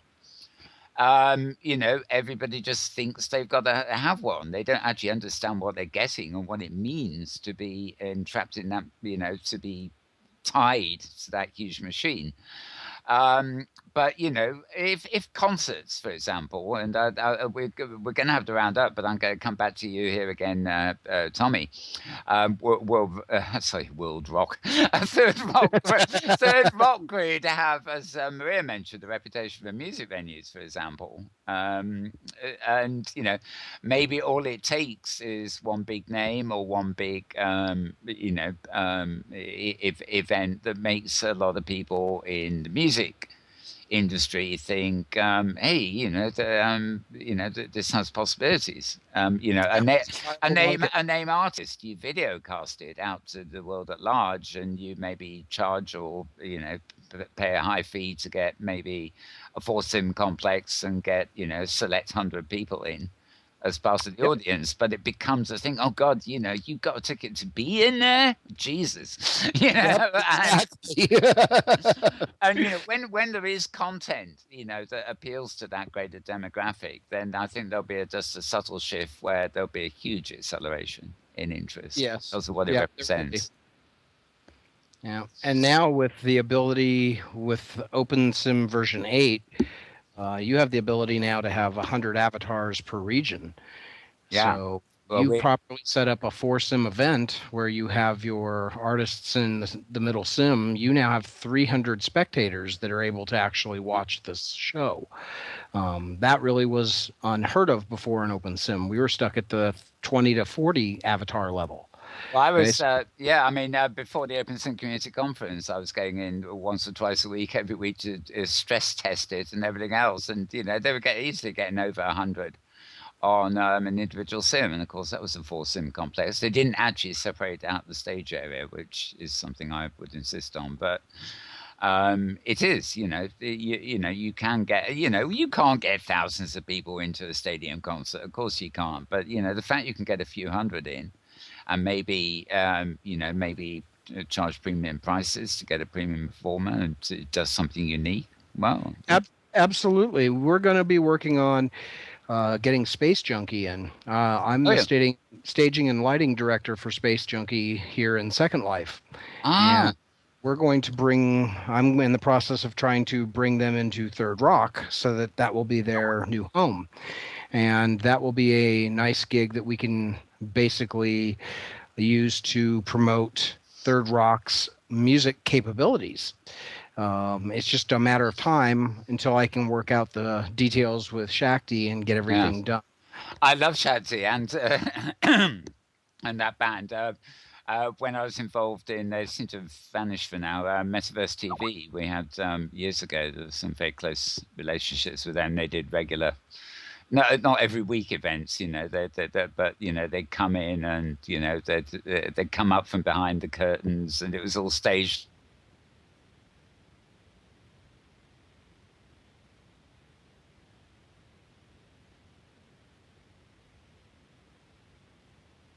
The second album. So as soon as that gets finished and hits the press, they're talking about the second tour that they will do virtual, and that will basically get them back up on the map again. Because they've, like you said, last gig we did was February. It's now almost 2 years ago.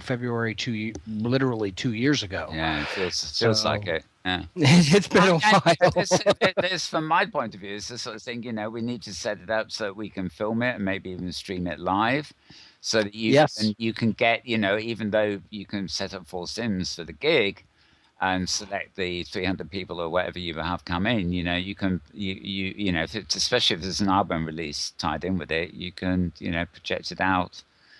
And, next time you have a gig, then all the people who watch on TV will want to come in, Yep, absolutely. It's just a matter of getting a hold of Shaq. She's so busy right now. That's the hard part. So trying to get a hook into hers, almost like fishing out in the middle of the ocean with a piece of thread and a paper as your hook. Okay, you every now and then you might catch something, but for the most part, you're just constantly reeling it in. You're constantly fishing. Yeah.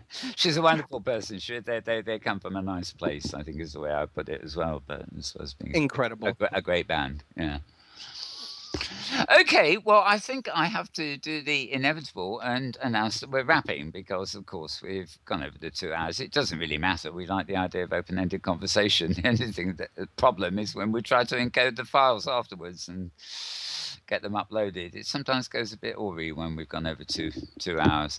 So this, of course, has inadvertently been our sort of year in review.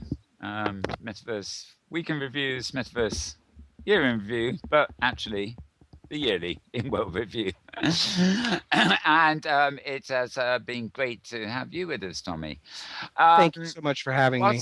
What I'd like to do before, thank you all, and signing out, is just go quickly round the table, so to speak. Not that we have a table, of course. Round the seats, I think is a better way to put it. And just a quick summary of things that have been great in the last week, or things that are coming up in the coming week or weeks that are getting you going, and they don't necessarily have to be tied totally to the metaverse. So, being as you're new here, I'll start with you, Tommy. Oh, thank you very much. Well, the thing that really comes to my mind right now is we're very happy to say at Third Rock we now have.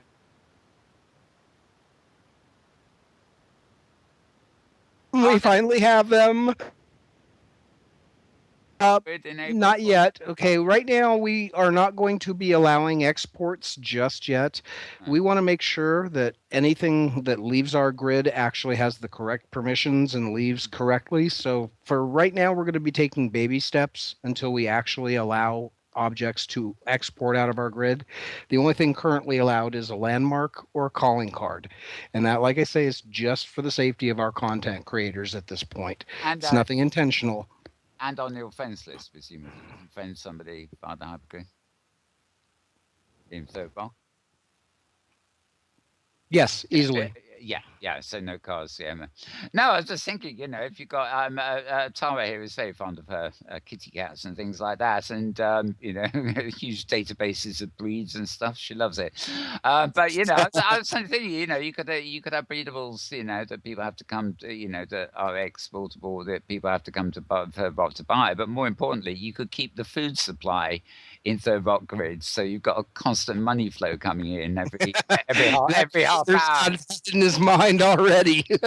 Every half hour you need a new can of kibble, don't you? So that can be your bottom line, and you can distribute the breedables freely. That would really drive up your traffic numbers too. It probably, I bet it would. Oh, well, that is great news because a few more things like that coming to the Hypergrid, even if they're only on one grid, it's absolutely great. Yep. What kind of critters are they, or is that hush hush? They are little. What they kind of look like is, to the best description I can give you, is a combination of a squirrel and a gremlin. Sounds like that's the best description I can tell you. They're really cute, but they really have a very unique face. It sounds like there's a chap in Second Life, or ways. I can't remember what they're called. Siggy21, whatever his name is. I forgot this. Gem pandas. You're thinking of gem pandas, and I love them because they are sort of identifiable, but completely unknown. Yeah, exactly. You kind of guess, and you're like, okay, well, I kind of know what that. I think I know what that. Yeah, that's what it is. Okay. Yeah, well, they're based on a red panda, but then they've got different colors and gems on their foreheads. Yeah. Okay. Right, Maria, closing thoughts the past week. Okay, so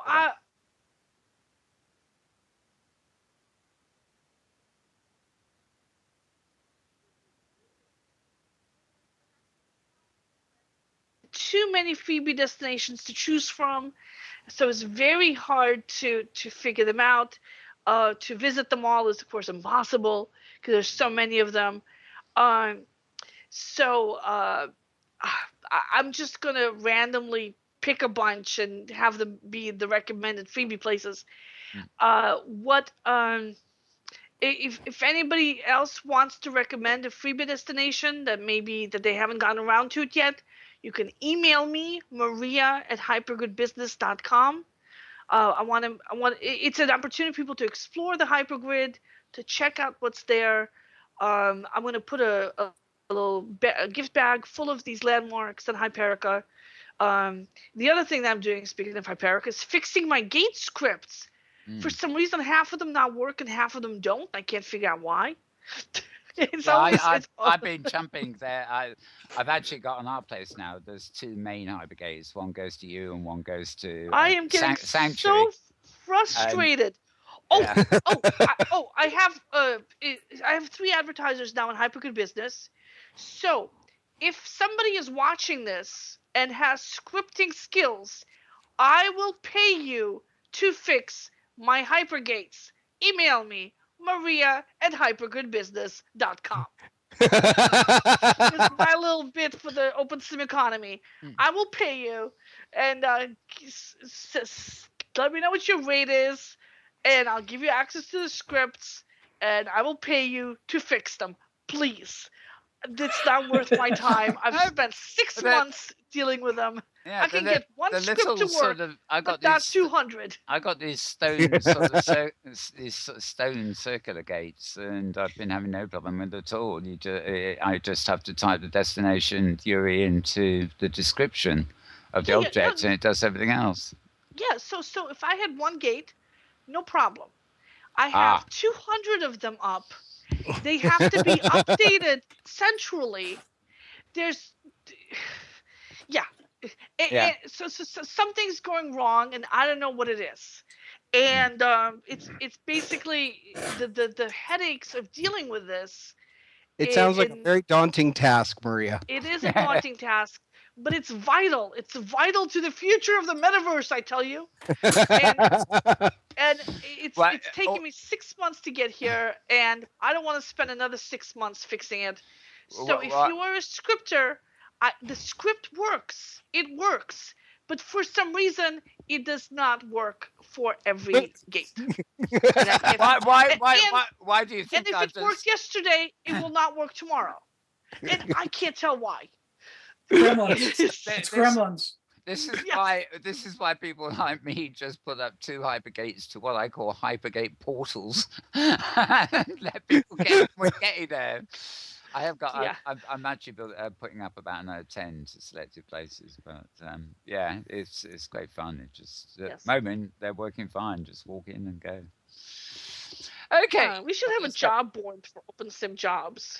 Indeed. Well, you can have it. Set up a Hypergrid business page job site. Yeah. That will be one busy page. I'll set up a Google Plus group. Actually, there is one already, but it's awful, and it's open sim jobs. Well, too many of these things sort of start up, and then you realize. I think after the moon.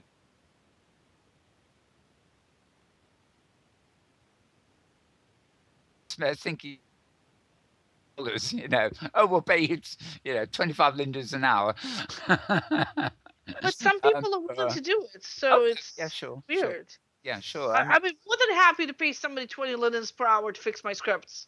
Yeah. I pay them real money. That's a great rate. But if they want to work for 20 lindens an hour, I'm not going to argue with them. Yeah, but be careful. Who knows what that end script's going to be?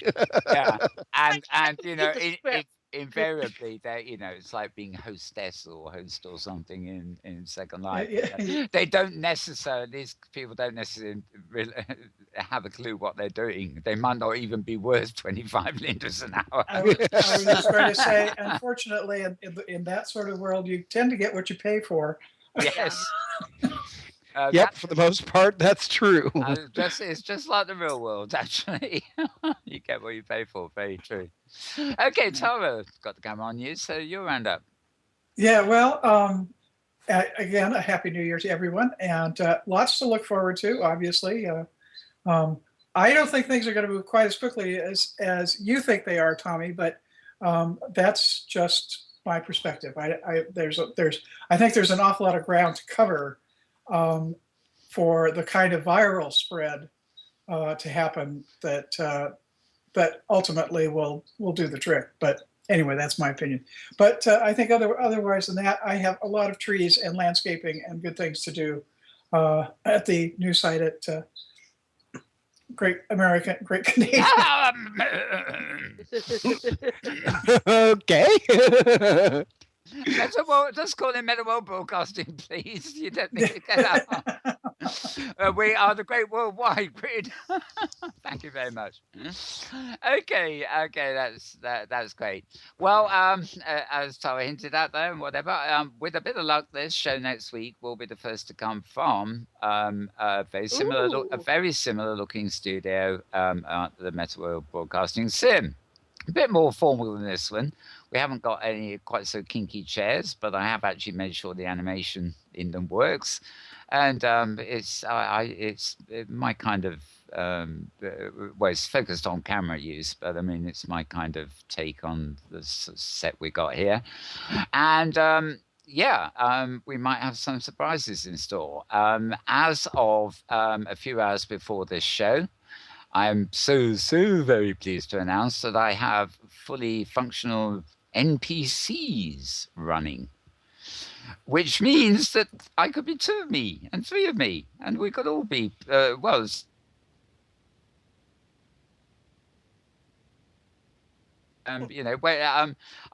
actually recorded my avatar note guard before I changed costumes and skins, and so when I went to dance with myself, there were 2 different versions of me. The only thing I will have to warn you is that currently I'm talking of freebies or even paying things. If anybody out there on the Hypergrid can point me in the direction of a decent photographical sort of skin, looks a bit like this. I think I've found the perfect one, but it's oddly enough in an NPC, so I can't get it out. It's a bizarre thing. So I'm looking at so one's appearance might be morphing a little bit when we get over there. I'm pretty sure Maria looks pretty much the same, and Tara, from what I've seen of her, looks not too different. It's just my hair is different. My hair is different. I can't get my hair to look right in OpenSim or here. Yeah, and I've got a totally My hair looks different because I haven't even had time to do any of that stuff over there. Okay. Well, I've been struggling with that, and also I have yet to fix our camera HUD, which is those of you who watch this program, basically you'll notice that we change cameras from one person to another when they're speaking, and it looks like we've got 5 or 6 cameras, but in fact we've only got one because we have a special HUD that pre-records and switches the angles while we're live. And for the life of me, I've got an open source version of this on the Hypergrid, but for the life of me, I can't get it to work properly anymore. So my skin and my HUD are the last 2 things I need to get fully organized, hopefully in the next week for a show there. I can tell you in advance that I'm pretty sure we're going to be joined by Nara Malone from Nara's Nuke next week, who of course is big on storytelling, and she is the one who's given me an awful lot of help with my NPCs. Non-player characters, that stands for those of you, the uninitiated out there. So good fun, and we have to start a show there sometime, and I think we'll probably we'll be here 1 week and there the next week kind of thing, because we've still got to bring Second Life guests into the show quite frequently too. So with that, I'd like to remind you that if you want to watch this show in replay, the best place to go is slartist.com, SLARTIAS. Sorry, start that again, shall we? SLARTIST.com. And talking of HTML5, that you get a super high resolution copy there, and it will play on just about anything you throw it at. Your iPad, your Android pad, your Linux, your Windows, your Mac, or any other strange object that is hitting the market that reads HTML5, that is. And yes, you've been watching the Inworld Review, brought to you this week at least from Jawbone Second Life and in association with AView TV. I'd now like to thank all my guests one by one who have been so wonderful here today. And it would help if I could switch cameras, wouldn't it? There we go. Firstly, I'd like to thank that ever-enduring giant bear on the far side of the stage with his guitar in hand. He is, regrettably, he is a permanent fixture that possibly will not be able to teleport himself to OpenSim, but there we go.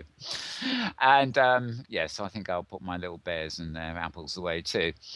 Right, so first of all, I'd like to thank Tommy Parrott, his Second Life avatar, from, of course, Third Rock Grid. It's been great to have you here, Tommy, and hope you'll rejoin us soon. Maybe your next visit can be on the OpenSim week, the show. Excellent. I look forward to it.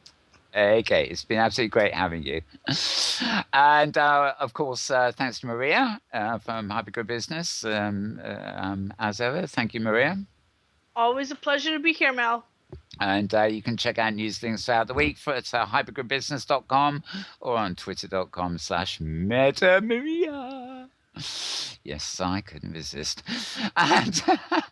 And also, of course, my thanks to Tara.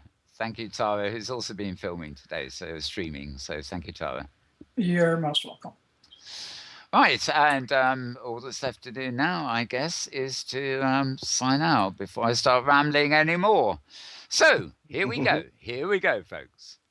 May I wish you good morning, good evening, and good afternoon, or indeed good tomorrow, depending on wherever and whenever you are. See you next week.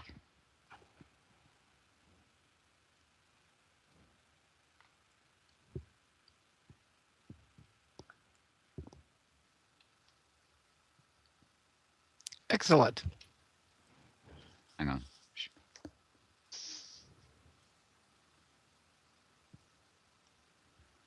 Yep, I think we're off, Tara.